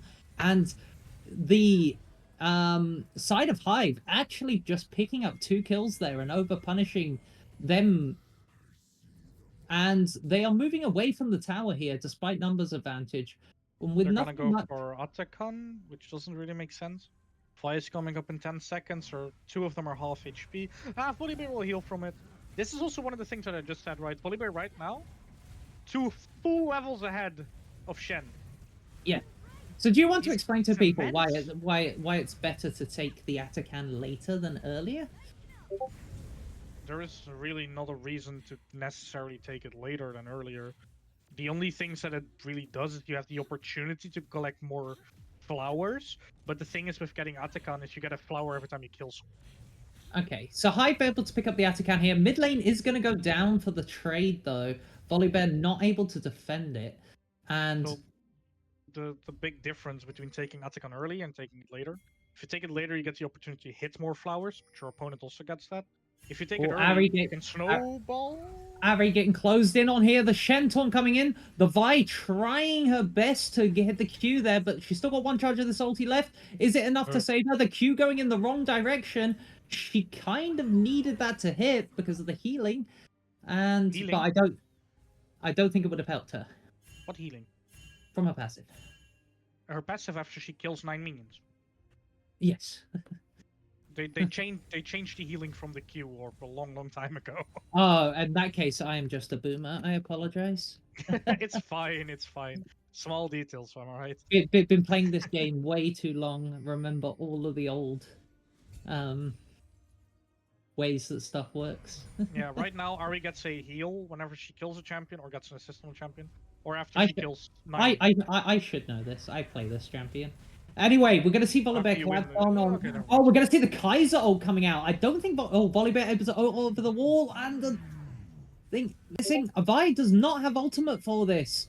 And the Nocturne ult is coming in. I'm not sure about this ultimate Nocturne. I maybe use it as the dick engage. The Ari has TP. We're going to see the Shen ult onto the Vi. The health bars of Hive getting really low here. Celestial are grouped. And we're going to see the Nocturne going down, and there's not really much Hive can do to turn this back. They're just kind of... The Nocturne are baiting the team into really just 2 kills for free there. His Volibear got out, and he presses Paranoia and goes hardcore in. Yeah. Why? He And just I think... threw the entire fight there. Your volley is 1 HP, the entire enemy's full HP. You just bursted your only engage. Well, they still have Stand United up. There is no reason to take a fight like that. Yeah, it was very risky, and then they end up paying for it with 2 lives in the top lane. With Dragon spawning right now, the reset's coming out, which means they're going to move straight onto the bot side of this map and possibly get positioning on this Dragon. No, Orianna just able to get the recall off and miss the charm there. So yeah, Going they from team fight to team fight. Because they're gonna yeah have they, to team fight for this Drake if either one wants it. yeah they However, Shen does not have ulti. both teams really disrespecting my voice in this game. Oh, we're going to see the Paranoia come out. The Volibear stun is down. The big AoE from the Volibear, but the Nocturne is getting really low here. The Kaiser's gone down. The Vi is down as well. And we're going to see Celestials members dropping. They're kind of split up here, and Hive is able to actually get the positioning there and split them up and focus the single targets that they wanted there, which means that the Drake is actually going to go over to Hive here when Celestial had the positioning. Yeah, Shen TP coming in way too late. Fight was already kind of lost. One of the big things that we saw there as well is the power of the Atakan, because so many people got slowed by the Atakan passive, where you kill someone, there's a little explosion, slows them for like 60%, Mhm. and even does 15% current health. Like, that's super big. Yeah, Building up a level lead on like almost every lane, I think. yeah, and I think are they going to move over? The Baron hasn't even spawned yet. They're just kind of looking to get vision on it and move back and claim some resources here. So the dragon picks up. We are again one dragon away from Soul. Are we going to see Soul this game? Do you think?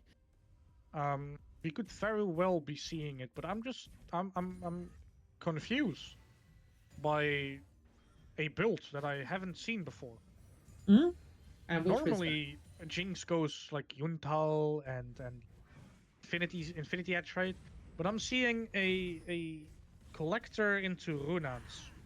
I'm going to assume that that is because they're looking for the upfront burst damage, but I at mean, the you get a lot of value with a lot of rockets flying because the rockets actually from Runans explode as well. Mhm. But that's assuming that your entire enemy team is standing on top of each other. Yeah. And okay, they kind of are, so I guess I understand the build, but they shouldn't be standing on top of each other. Yeah, would it still not have been like better to go Yuntels into Runans? Yes and no. The thing with the Yuntal is it takes a little bit longer to get online, and if you are very confident in you being able to get these kills, being able to snowball out of control, then Collector's fine, because Collector gives you this lethality and it gives you the guaranteed kill on someone who's low. Oh, the Oh, Volibear fine. finding the Vi on the side, but he's all on his own. Can the team collapse into him? I guess they do have the Nocturne ult coming in. As on to the Orianna. The Orianna getting a nice shockwave, but her team is just not there to protect her. And she just falls down. And this is the pick potential of this comp. If a squishy target is left out on their own, they can just collapse and one-shot them. And they're just going to move on to Baron here and probably pick this up for free. The Celestial are looking to come in and possibly contest this, but they're kind of slow. They are moving in. There's kind of standing there watching at the moment. Are we going to see the 4v5 go off here? The Shen, We the have to Volibear fight, moving. otherwise it's 50-50. The Vi has gone in. It's a bit early. Oh, the Nocturne gets it. And they've got the Baron buff. The Nocturne is pretty low, though. He's moving out of the fight now, but the Kaiser is on her own. Nobody's calling targets, I think, as the Nocturne does go down. The Senna is the focus now. And they do... Jinx. Oh, the TP on the Ori. But, see. yeah, nothing is going to come of that. So it's kind of a 2-for-2, but the Baron is picked up for the side of Hive. We might be looking at a game 3 here. This Jinx is now very much about to be online with the 3 items. And yeah, 4 items even. So yeah. 4? If you count boots. If I count boots, yeah, it's 4. What's that other item then? Mercurial Scimitar? No, what is that? What's the green? The green, that's slingshot. That's a component. Oh, it's a component, right? My bad. That's not a full item. I thought that was Mercurial Scimitar for a second. There we go. No, it's Scout Slingshot. Right, these newfangled items, I swear. These kids these days with the newfangled items. Right, is Volibear went from a 3-level lead to a 1. Why? Yeah. Very simple. he is not sidelining properly right now. He's joining every single team fight. He is really desperate to try and protect his Jinx just fat fingered barrier. Um, okay, so Jinx will not have barrier for this next dragon fight. That will be coming up in a That can bit. actually be something very important. We'll see if it comes up. I'm curious to see if it actually matters. Though Kaiser is kind of on her own on this in the mid lane here. I'm wondering if they don't pull the trigger on her. I'm guessing they don't have the cooldowns for it right now. Paranoia is up, but they don't have really that much vision to know where everybody is exactly, so they just don't want to pull it right now. Yeah. So we're gonna see Also, a bit your of vision Arya's being on played by- side. Like one of your main targets to make a pick is on your sideline. Yeah, the Abby Oh. is TPing in now. The Shen is Have to also protect TPing in. her. Oh, she is on her own here. They're moving in to try and protect her. The Nocturne ult nicely giving the vision denial. The Shen is getting focused on the front line here, and he is just going to go down. And there is the Orianna going down as well. The Kaiser's getting a lot of damage out here, but and is able to get down the buy, and they all just it's a nice ace for Hive here. They are just with this Baron buff just going to be able to move down the mid lane, and I think we're going to look at a game 3 here. Yeah, one of the things that might go underestimated in that team fight is actually the reason why we were able to turn on the Shen, which is normally not something we do because it's our front line. He's just getting some backup. He will live very long. Is Volibear was on the back line of Celestial. Look, the Getting Nocturne sprayed. What the fuck? just tanking up the 2 towers there and just taking it down. Volibear was distracting the entire enemy team, which allowed Jinx to actually do so much work. I just got kicked out of game into the end screen. And there we go. We So- see the game ends there, and now we are looking at a game 3. What kind of changes do we expect for game 3 here? That was What really changes do I expect? I expect either a Jinx ban or a Jinx B1. that would be nice. Like we've been talking about the Jinx one, the Jinx B1 this whole time, and we have yet to see it be a thing. We did get to see a Jinx R3, which is quite unusual, but it worked. Or was R3? R2, sorry. Jinx R2, which is not that usual to see her. She's still early, still first rotation. But it's like you give the Jinx, and then you don't do anything about the Jinx, and she just runs over your entire team because she has Melio, and she has a front line called Volibear, and then Nocturne and Ahri are just there trying to make picks, make things work. Nocturne got ahead very, very early, by the way, and he ended up 2-7 with 12k damage. He did less damage than the 0-6 Orianna in the end. Yep. Okay, Champion so seems useful. yeah, he does. So Right. we'll be heading into a short break now, since Yep. both teams are having a little drink break and stuff. So we'll see you after the break. See you.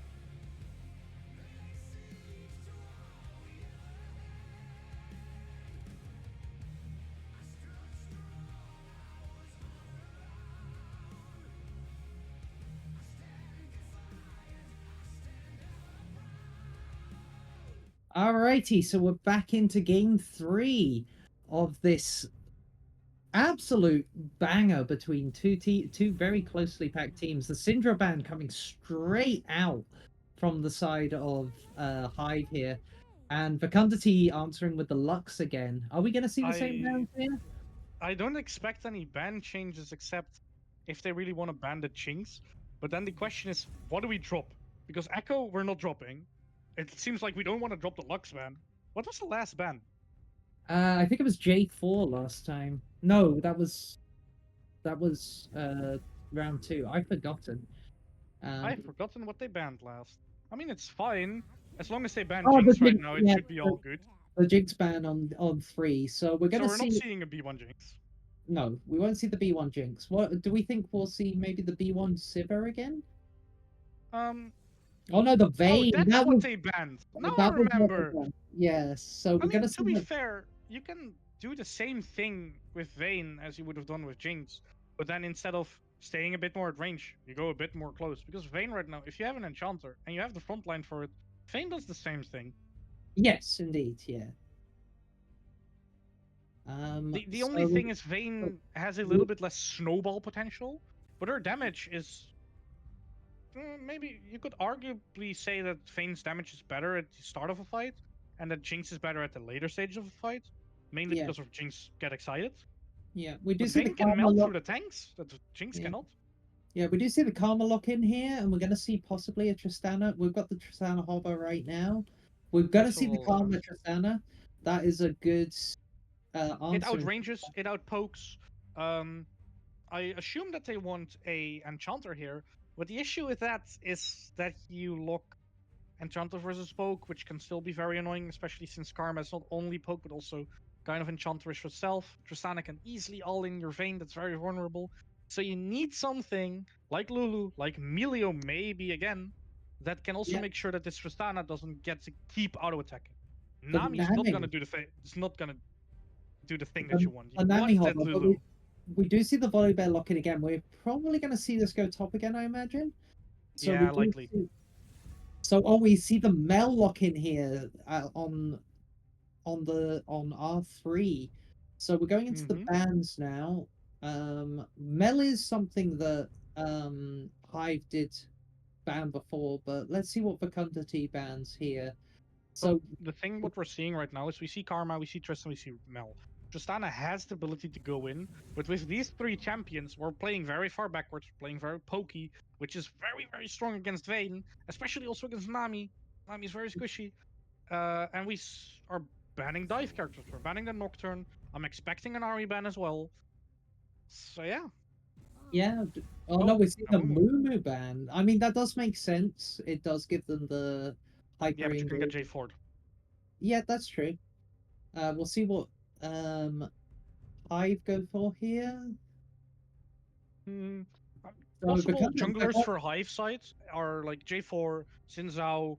I wouldn't really say Lee Sin because Mel can deflect it. Vi was one of your better options yeah, because if they the what Karthus. I was gonna That say would if they are for Jarvan here, then it's oh, kind of very hard for you to do your proper engage. the But we're Master picking Master Yi. Yi. Okay, so this Karma Shield is going to need to do a lot of work this game. Yeah, but we not just do like J4 plus point and click CC and just kind of win? Yeah, Like because Volibear has point and click CC, which is decent into the E because we it's see the we're Victor again. seeing a Victor, and that's gonna be a rough laning phase for Victor again. To be honest, anything is a rough laning phase into Mel. I think she wins most lanes.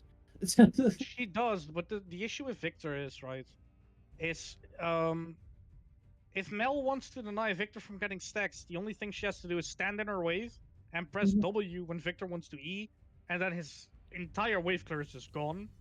Yeah, We're also picking Sejuani while we only have one melee character on the team. yeah. Um, This is interesting. Comes from both sides. We're gonna need a heavy frontliner. Maybe the Ornn here. Do we see the Ornn come back out again?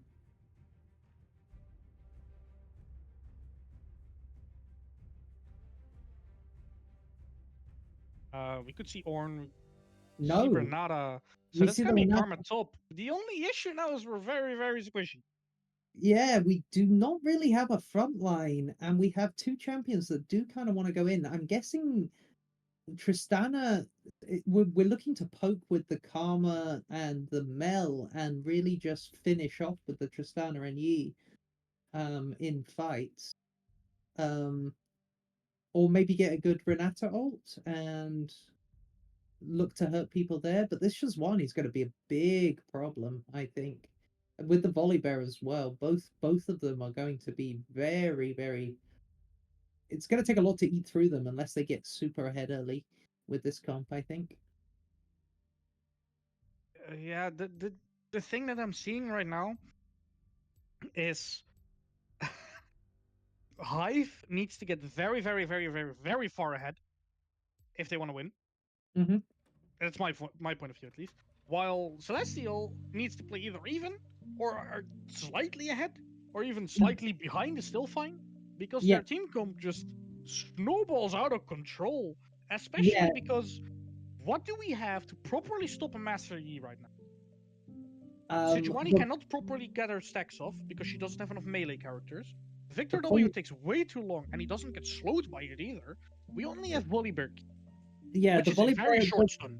the Volibear Q into layered CC is probably your best bet, but if you're using it all to blow up the Yi, then you're in a lot of trouble, I think. You know?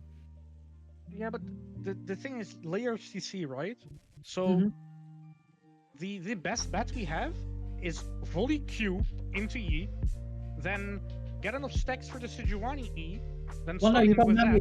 that. No. You've got volley E into Nami bubble Yeah, into. into the Sejuani E, into the Sejuani Q. But you know the issue with that is we've just blown every single like important ability we have On the Yi. into this E, That's while what I was saying. Tristana is also a problem. Yeah, that's what I was saying. Like, if you put everything like all of your layered CC into the Yi, you then have to deal with everything else following it up. You know. Mm-hmm. And another So, issue is this Victor is not doing anything for your team comp right now, because Tristana should never get stunned by your W because she just jumps out. yeah, I honestly. Master Yi can physically not be stunned by your W because he doesn't get slowed. Well, the thing we saw in game one with the Victor was he got exceedingly far behind the Syndra. I feel like that's going to be even worse versus a Mel. Because Mel is even Yeah. more of a problem in lane for Victor. True. The only thing we can try and do, here's the thing, the only thing we can try and do is Sejuani used a lot of resources on mid to try and get Victor even or maybe a little bit ahead. But then the issue is we're using resources mid against a Mel that's going to scale up anyway, right? Yeah. And then you're also leaving the Vayne high and dry versus Tristana Rel. Tristana Renata, which is Tristana, yeah. Volibear cannot really play the game to Karma. He cannot really properly get on her. Mm-hmm. I'm gonna sound like a repeating record, right? I think a lot of problems in this team comp would have been solved if we just replaced Victor with Galio. Yeah. Because Yeah. Galio doesn't really care about Mel's Reflect. He has the proper wave clear for it. He has enough CC for Yi. Furthermore, it's a melee character, so he synergizes insanely well with Sejuani. You don't really want to lock Sejuani unless you have two other melees most of the time. Unless it's like a set or something that applies it very, very good. So, I think this Yeah. I think this problem, quote unquote problem, that we are seeing right now could be solved very, very easily. Yeah. Right. So get the stream synced up with our play, and then we'll get into this game and see how this plays out. Because this is another thing some of the things we've predicted have been wildly played out wildly different. Yeah, we're playing in an elo where it's hard to predict these kind of things. Mm-hmm. Also, again, we're seeing lethal tempo from Vayne into a lane where she cannot trade for long because Tristana herself outtrades her because of range advantage. and Renata just basically makes so that you have to kill Tristana twice. So Mhm. why are we running full tempo here? We should not be able to stack it, especially into their longer range team comp. The only downside is another downside though is there is not really a front line we can hit. Yeah, So what are we gonna stack lethal tempo on when there's not a front line we can hit? yeah. Like the Vayne is. This is the problem with a B1 with something like Vayne. Is like the. I think what Vacuity have pretty much done this game is they've gone, okay, you've picked Vayne, we won't bother taking any tanks. Yeah, You we're know? just gonna stay at range. And this is the thing, right? Is there's Oh, very few. we're seeing a stack into the bush They're gonna behind either go Loki. for a late invade, or they're just gonna hope for the enemy to invade. They're Oh, looking for the ward. They're waiting for the ward so they can try and 5-man collapse. yes, But because he keeps going for this ward. So when he walks in here, they are going to collapse. Oh no, but he sneaks in through the lane, which they did not expect. Ah. I mean, it's much safer, especially again, like as a Master Yi. And one of the things is this strategy, what they have done, would have worked if they put one person mid lane, because then Yeah, he cannot walk there. yeah, exactly. And then he'd be forced to walk through the gap that they were hoping to catch him on. Yeah. And now enemy has a ward on both your raptors and your blue buff. Yep. So they'll be able to Uh, track the Shazwani well. Shazwani pathing top lane into the Karma, which kind of makes sense here considering the Volibear is a melee champion. Yeah, you want to gank your melee champs, Joanne. This Victor the already things- taking a good chunk of damage from this Mel, and I think it's only going to get worse from him from here. Oh, we're seeing another Oh, pause. yeah, Oh, I think their mid had to go to the toilet. Okay, yeah, their mid laner went to go to the toilet mid game. Amazing. It's fine. yeah. Oh, we're ready. We're already readying up. Okay, fair. That was a okay. quick one. Yeah, it's weird. One of the things with like early picking Vayne, right? Mm-hmm. Is this is what I heard from another league, player from another league, from the Sanctuary League, right? Is big Vayne enthusiast, locked it in the worst matchups possible because he knew how to play it. But his words are, Vayne is a champion you lock into a team comp where you counter something or where you know you can play. You don't Yeah. blind it, especially not on B1. No, it's a very ambitious B1. You can B1 it if you know that it's highly contested and the other ADC really likes to play it as well. But I don't really think that's the issue here. So you're saying they might have picked it in vain? Yeah, yeah, likely. Good little level 2 trade all here. Oh, we're looking at a nice trade in mid lane here. The Q more or less missing here. We're seeing a bit of a trade in top lane. The Tristana just getting a poke off into the the Karma getting engaged on. Yeah, she's level Interesting. 2. I think she doesn't have her W up right now, which makes Volibear able to do these kind of plays. Because as soon as Karma has W up, right, we're playing range versus melee. Volibear goes in, gets his trade off, Karma presses W, just runs after him and takes all his. Yeah. Do you think we'll be seeing? Do you think we'll be seeing her go AP or a bit of a tank build this game with the Karma top? So the thing is, right, if she's we're seeing a nice trade in mid lane. If she's going AP, she does more damage, and the issue is her team doesn't really have anything to tank for them. If she does tank, that means she wants to be standing in front of her team, which Vayne then can go free hit maybe, which can be very dangerous. And you're gonna get melted by Vayne anyways. Because against this team, I hope to see a burst fix. Oh, we're seeing a nice little root there, and just a little bit of that. Little handshake from Renata. Yeah. I'm hoping to see a burst related Victor. Like if Victor goes burst here, it's completely fine. One of the big threats is that if Volibear just goes full split push, you either can go and match his wave clear, but you're not going to be able to kill him, and somebody has to permanently sit against his Volibear. We're seeing a lot of damage onto the Victor. Unfortunately, she did not have the mana for the Q, I think, there. Otherwise, I think we might have... Oh, the Army Yi flash going in here, and is able to kill the Victor underneath tower there. And Did Victor just try and flash Yi Q while he was already in Q? I think he did, yes. Oh, we're seeing the chain coming out.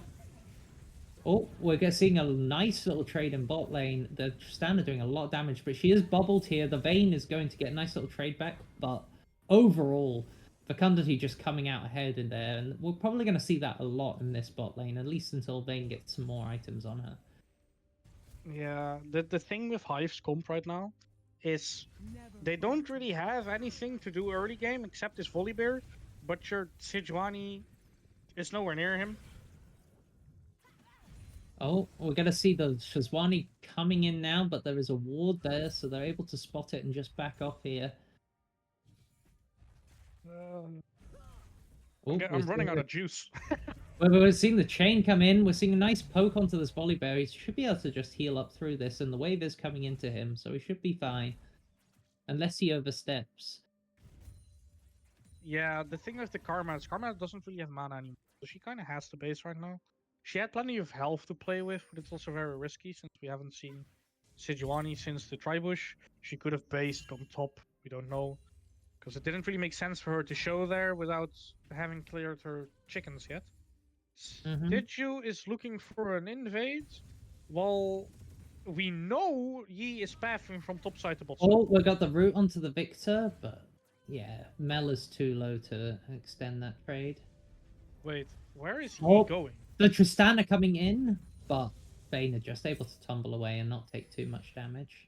Yi has not spotted Sejuani doing his camps because we decided to skip 2 camps to just run to Drake. Shazwani does know this is happening, or should know this is happening, because even though... Nope, she's hiding behind here. This is going to be a nice little engage onto the Renata. Renata's taking a lot of damage here. Shazwani is going low, but Shazwani is able to flash out. The Vayne able to poke a bit out. Tristana is following up here. The nice flash. She's able to get the kill and jump out and get the reset. The Yi is also coming in now. He's able to auto int onto the Vayne, but only just a chunk bit of damage, and they're just going to pull away from this. During all of that, Yi was able to pick up the dragon, so the heist was possible. So Yi decided to do Drake while his mid laner base. Victor has prio. Yes, his bot lane has prio, but we don't know where Sejuani is. And it all worked out because Victor decided to base instead of rotate. And because our... Wait, who died? Sejuani died. Sejuani stayed in way too long. Her passive ran out and she kept fighting. I don't think she knows how her passive works. And root onto the Victor. Victor just taking a lot of damage, and this poke is going to get worse and worse for him if he keeps eating those E's. It's not only the poke is getting worse and worse, his farm is getting worse and worse as well. He's down 20 CS. The W is down for the Karma, but she is able to just walk out. Oh, what was that flash? There's 2 flashes on both sides. The Volibear flash, the ultimate coming in, but he is able to just ult her and just kill her straight off the bat there. Stepped up too close. I think it was because the Yi was coming in. This Yi will probably not win this duel, especially not in a minion wave this big. He has red buff, and Volley already used his flash, so it's kind of fine. Oh, he actually cancelled his W with the Volibear W coming down. That was close. He almost lost his life at that. Yeah. I am just confused by what I'm seeing. Yeah. What plays are you? I think he thought he could maybe dodge the W before it came down.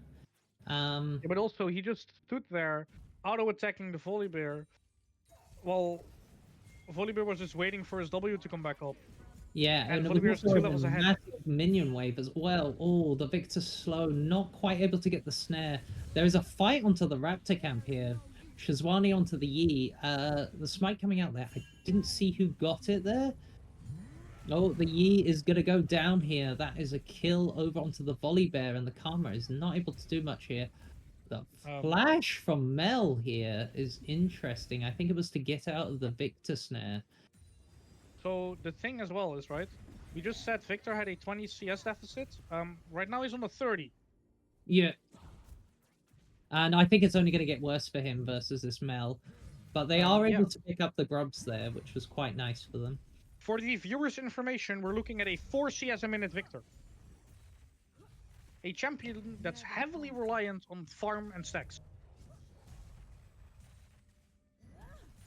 I think this Karma needs to... Hello? Hello? I don't know what happened. I just heard something. Mel has Dark Seal, yeah, Yes. but it has 0 stacks. I don't think she will be killing Victor anytime soon. She has a good lead on him, like 30 CS lead. I think that it's to be expected, right? I don't think Victor has much agency in this lane ever, because this He just opted to happens. go Dark Seal instead of Boots, though. Yeah.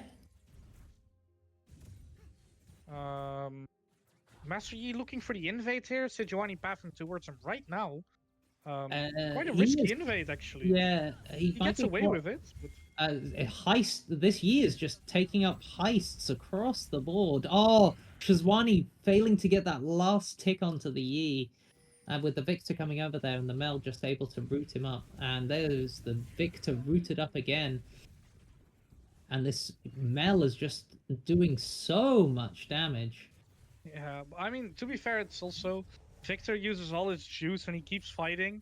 And the thing with Mel, right, is every auto attack she gets in, it does a little bonus damage, especially after an ability. And it's stacking her execute on And you. yeah, and I And think he's he dead. might be dead here. Yep, with the ultimate. That was enough He's stacks for so him. greedy. He's so greedy. I, He's down 40 CS now, by the way. Yep, and it's only going to keep increasing, I think.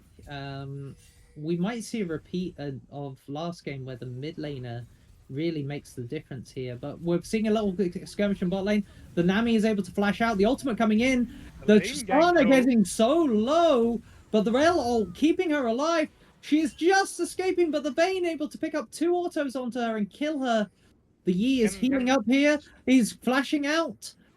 And Sejuani was scared to face check a Yi that's 1 HP. I'm you seeing never know, plays today that I'm just getting confused. you never know with these Trixie Yi players. The Victor taking so much damage from this Mel.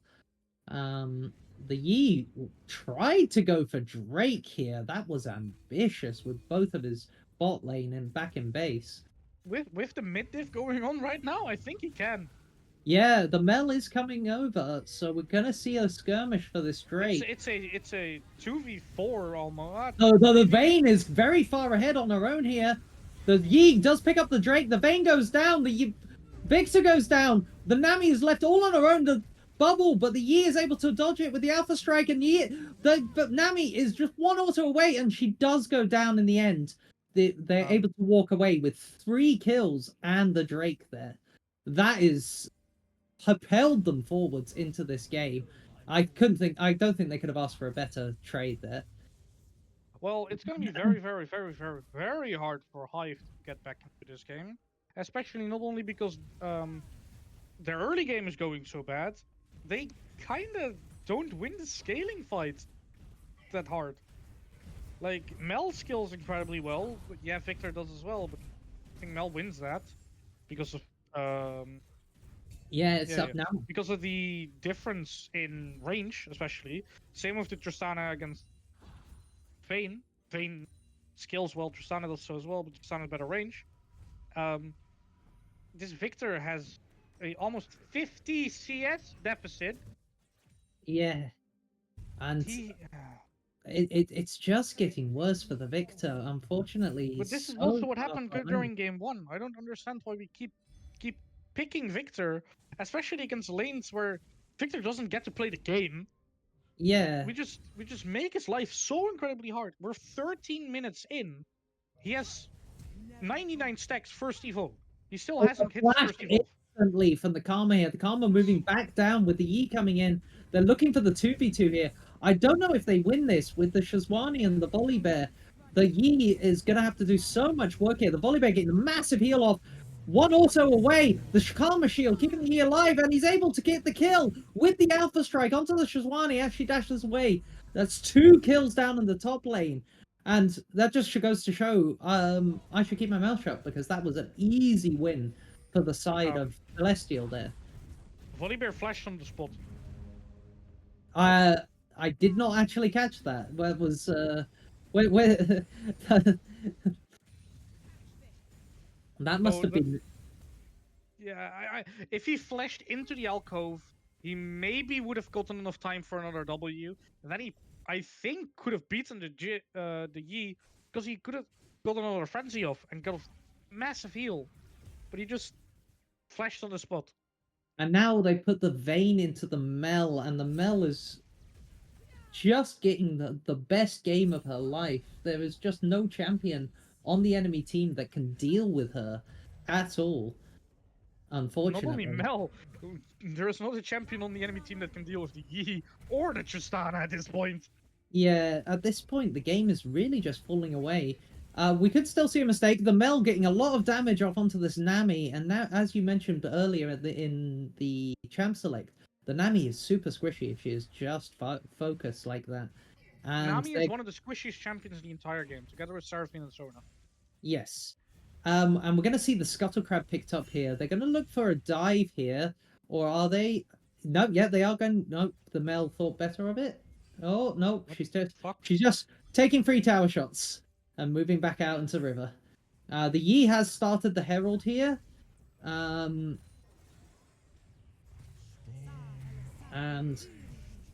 the Volibear is just taking all of the poke in the world here. Oh, Karma takes the tower shot for free. Sorry, I'm not saying anything. I'm literally stunned in confusion. I can understand. There's analyzing an Ash Arrow. Yeah. This game is really going out of the hands of we're Hive 5k here. gold down at 16 minutes. Oh, we got a charge from the Herald. CS lead on mid lane. We got a charge from the Herald in top lane. Victor is going burst, like I said I wanted to see, but it doesn't really matter when you're this far behind. The Victor actually haven't been forced to flash in the bot lane, and he is dead. And there's a fight going on top side as well, as the just back away from each other. Nothing happens. And yep, Karma is going for AP. Karma is going. I don't think she's going AP. This is the standard thing where she's going likely Malignance into like Fimbulwinter because she procs it very well with her Q. Oh, we're seeing the Shazwani ult coming out onto the rail. Renata, but the Renata is able to just flash out, and the Nami ult is wasted. We also reacted on that stun while the stun almost ended. Yeah. So that means there's no communication between Wravekiller and the rest of his team because it took so long to react on the play. Yeah, I'm gonna guess he just threw out the ult without saying anything there, unless the reactions were just so slow. The Karma is chasing the Volibear, but yeah, he is just going to be able to shield through that, and nothing is going to come of it. So like we see, like I said, we see the Malignance come out, and I'm expecting a Fimbulwinter. And just even this Karma is able to poke the Volibear, and if the Volibear is not able to attack back and get that healing off, she let him escape. She let him escape there. If she ran at him instead of like sideways, that root would have connected, and I think she would have just ran him down right. She made a choice today. She let him off the leash. We're looking at another pause coming in here. Support has a mouse issue. I see. So what are we expecting? We're down 6k gold. We are on soul point at 18 minutes. Drake is coming up in 4 minutes. Sorry, 5 minutes. Our Victor is down 55 CS. Yeah. I'm not sure.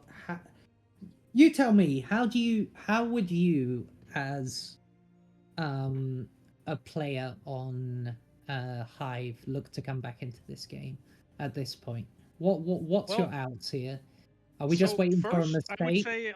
I would say I would be incredibly tilted if I was the Vayne or the Volibear. Let's say it like that. The way you get into this game is it's very, very simple. You pray to God that Tristana, Mel, and Yi run under your tower, try to tower dive you, and give 3 shutdowns to your Victor or your Vayne. Right.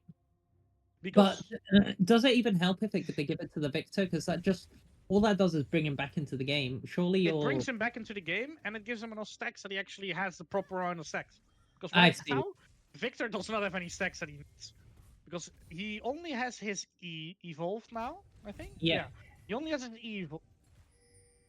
Wait, what? Does he have his E evolved? I do not know. He should have some. I don't know what he has evolved. Right. Nice. Oh, the Tristana jumping in with the. We're going to see some damage onto the Vayne, but the Vayne able to kite back when the Nami shielding and the nice ultimate from Tristana there. As the Vayne does walk underneath the tower, the Tristana is able to pick up the Vayne back, but they are able to pick up the Renata. The Shazwani going down as well because she's just tanking tower. Volibear getting absolutely chunked by this Yi. And is it enough? The Karma is tanking tower for... I think it is enough. Oh, excellent. To be honest, that was some brilliant juggling of the aggro of the tower there. Perfect timing. Karma tanking just enough for the Yi to pick up the kill there. The Yi is looking onto this. Yi is looking onto this Victor here, and I think he could probably one-shot him if this player lands. Can.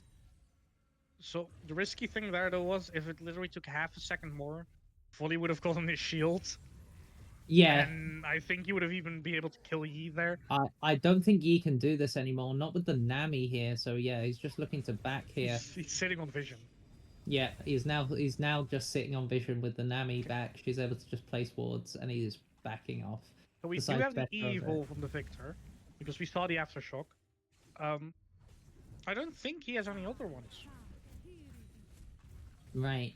So he only has one upgrade at the moment, which is just a testament to just how far behind he is. They are going to force this tower down, and there's nothing that Hive can do to stop it.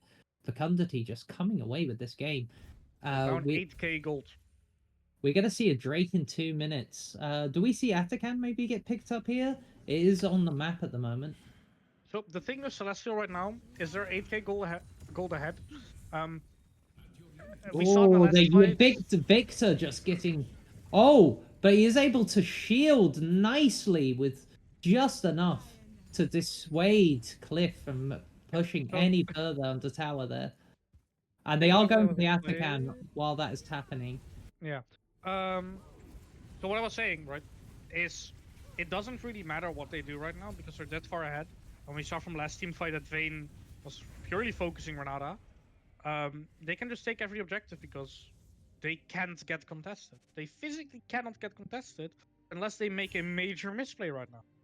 Indeed, and this Yi is able to just walk into this jungle by himself.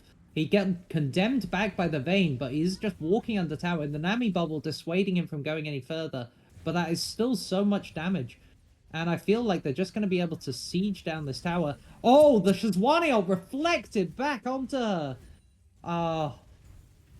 Yeah, they've just got the tools to stop everything that they want to do here, which is just so unfortunate. Yeah, Renata, that's one of the things, right? We pick Sejuani into the Mel, which is not something you do. We also picked the Victor into the Mel as well. So, oh, the Vayne locked up here. It's a lot of damage, and she's getting low, but the Shazwani and Nami coming in to just help her, and the Volibear also coming over. So we counterpicked ourselves a lot, especially on B4, B5, with this Mel being there. Like the Sejuani pick is fine, but like I said before, that's only if you have a mid laner that can win the lane. And I've seen his sample. He plays Galio, he plays Yone. Fine, Yone is not really pickable because then we lack AP, but we need some melee. We need something to get the stun off so we can actually play the game. Yeah, I feel like maybe going for the Galio here and putting all of your eggs into the vein basket might have been better. It's you have draft. You've B1 Vayne. You're putting your eggs in that basket anyways. Yep. Oh, the Yi is going in onto the Volibear here, taking for a chunk of damage. Alpha striking under tower here, but it's enough to just shred him. This Mel does so much damage. Like, Mel also building something that I don't see often on Mel. which is I've seen Blackfire Torch come out from this player every single game until now. Well, normally when I see Mel, I see Saracen Brace because Mel's very squishy, so it saves her a lot of time. No, Into like Liandry's. No, the Blackfire is actually a standard item on Mel, and the reason Mel, being, yeah? yeah, the reason being is because the burn actually triggers her passive if they get low enough. Okay. Because one of the things as well with the Syndra, she built Blackfire Torch as well. With the Orianna, they built Blackfire Torch as well. So yeah, I think also that thinking, they what? might just be a Blackfire Torch enjoyer. But, yeah. but it does make sense for Mel because of the passive. Because if Yeah, you okay. burn them low enough, you can get the execute with the passive. Yeah, okay. Because one of the things right now, right, is with this build, it's fine. You do a lot of damage. You're very, very far ahead. If they can manage to catch you out with like the Sejuani Q, and then with the Vayne follow-up, is you don't really have any safety netting. That's the only thing I'm really worried about. But the thing is, that doesn't matter when you're 11k gold ahead. Yeah, the problem is right. So the Volibear is going in onto the Karma here. The Karma just able to walk out. The Mel is coming in as well here. The Mel actually misses her E, which is pretty bad here. But the Volibear is they're standing in melee range with the Volibear here. This was probably not a good idea, but they might actually just have the damage to kill him anyway. And he's not able to get the shield off again, and they die. And the Yi just sitting in this bush waiting for the Shazwani, but he is on his own. He's popped the ultimate here, but he's thinking better of it. The ultimate does come out from the Shazwani. He's healing. The Renata ulti hitting 3 people! And this is going to be an easy triple kill. And with the Volibear going down on the bottom lane, this is going to be a 100% Baron pickup on the side of Celestial. They don't even need this Baron. We could have just run mid and run over their entire base. We're 13,000 gold ahead. Yeah, it's not like Victor could defend, right? Like, what is the 0-4 Victor with one item gonna do? What do you mean? You could just... He's a bug. He's a mosquito right now. He has more than one item. He has a Sheen. Sheen is good, right? Yeah. I think it's just a really unfortunate game for him. I wonder if it was his choice to pick the Victor or if his team asked for it, but I think picking the Victor into this Mel was just gonna be a bad day for him in general. Look at the damage this Mel can do just from outside of their range. The Victor walking up here and taking a ton of damage back and is just gonna get one shot. That was a 100% overstep from the Victor there. The Nami also getting rooted up here, and she is also going to just go down. The ultimate blown out in response just to try and save herself some time. The Tristana, yeah, they're just going to walk in with this Baron, and I think we're going to look at the end of the game here. The Vayne coming in with the ultimate. The Vayne are getting just blown up by the Tristana, Karma, and Rel. The Mel wasn't even in that, and that is just all of the team going down. They tried their best to pull something a little bit back, but it's just not enough. And with that, Fecundity is going to win this game, and we are looking at a 2-1 to Celestial Fecundity, as unfortunately Hive do fall. Well, yeah, I don't know what you meant with Vacuity, or I don't know. It's Vacuity. fine. I keep saying looking back on these 3 games, right? If you had to give someone MVP, would you? Oh, I would definitely have to go into Farah here. Farah did a lot to pull off this game. like both game one, both the games that Celestial won was just a clear, like obviously it was champion mismatch, but yes, we could probably get them in for an interview actually, but I do believe I would put Farah up for an MVP for this game for sure. What about yourself? So the thing, right, is I don't really know the names. I only know if Farah, you mean the mid laner. Yeah. The thing that I would personally say is yes, the mid laner has done very, very well in the 2 games they've won, with a big role being there. But on the game they lost, it was also like the lane that didn't really do much.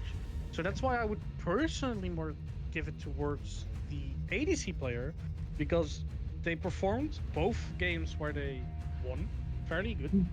Mm-hmm. But it was also, they weren't the person that was super far behind or anything on the game they lost.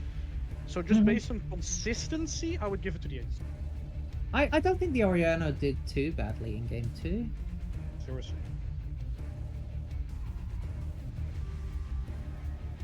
So I mean, it's a matter of personal opinion, right?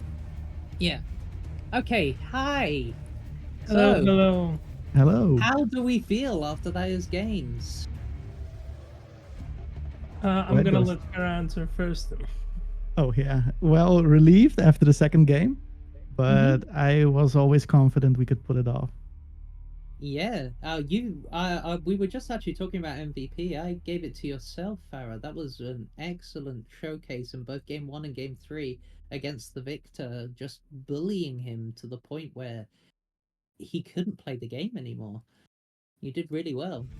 Yeah, thank you. Well, I noticed in the second game they were constantly jumping on me, and I was not on the most comfortable champ. So I was like, let me pick earlier so they don't ban Mel.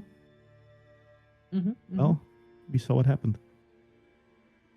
And what about yourself, Ghost?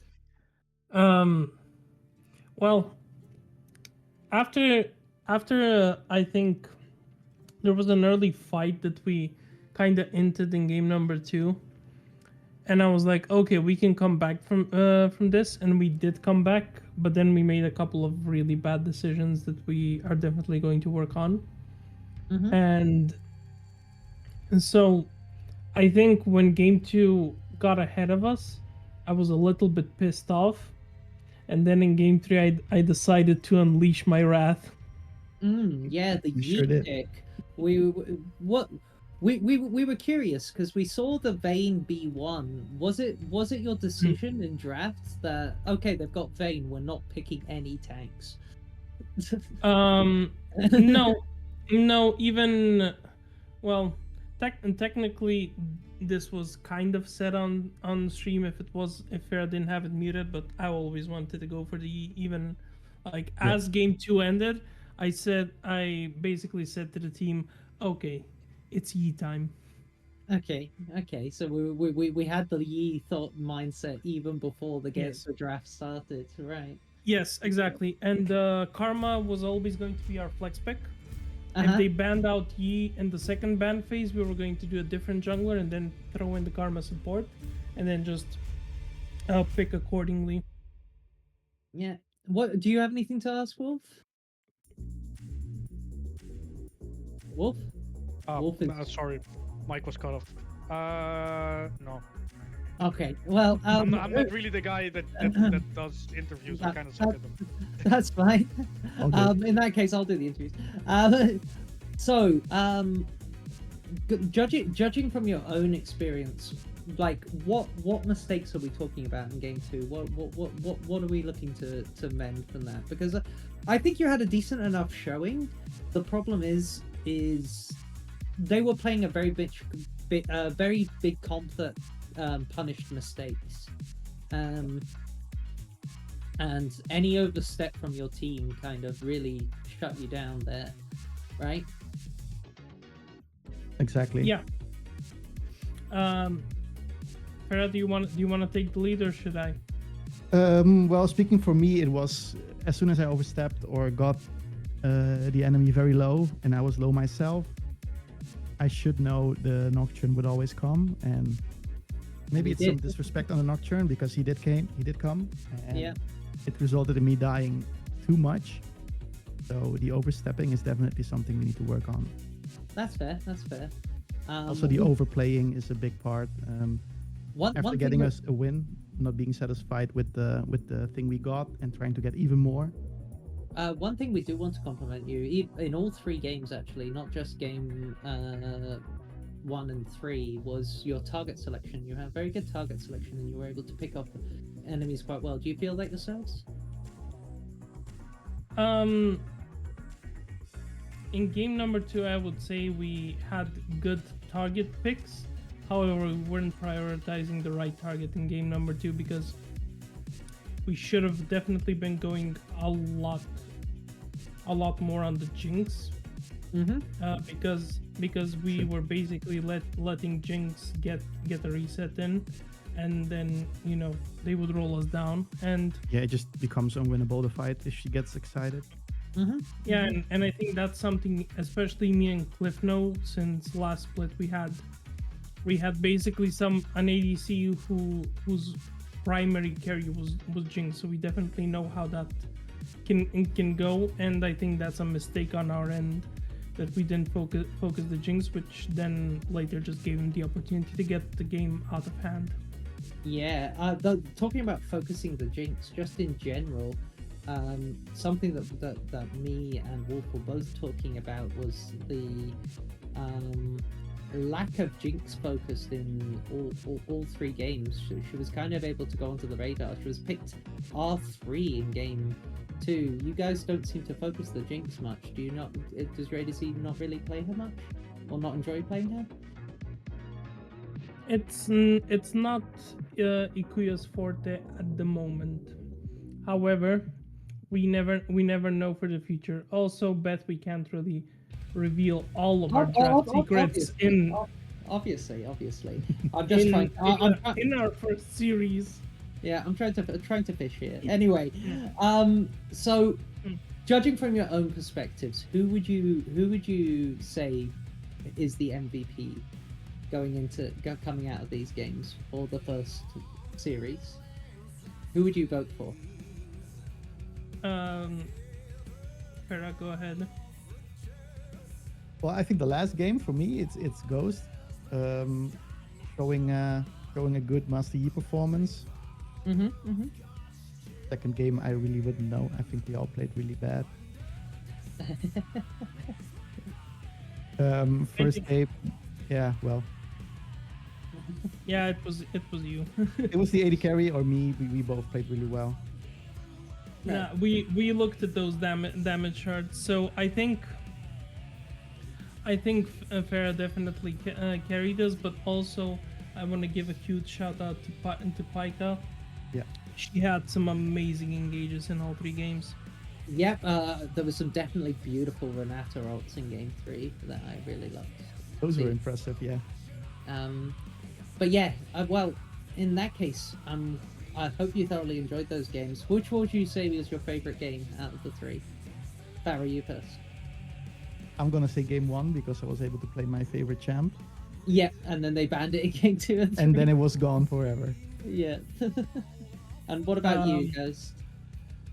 Well, I got to play my favorite champion in game number 3, so my vote goes to game number 3. And also, I'm very happy that I managed to draft another Yi comp and get an undoubted win with it.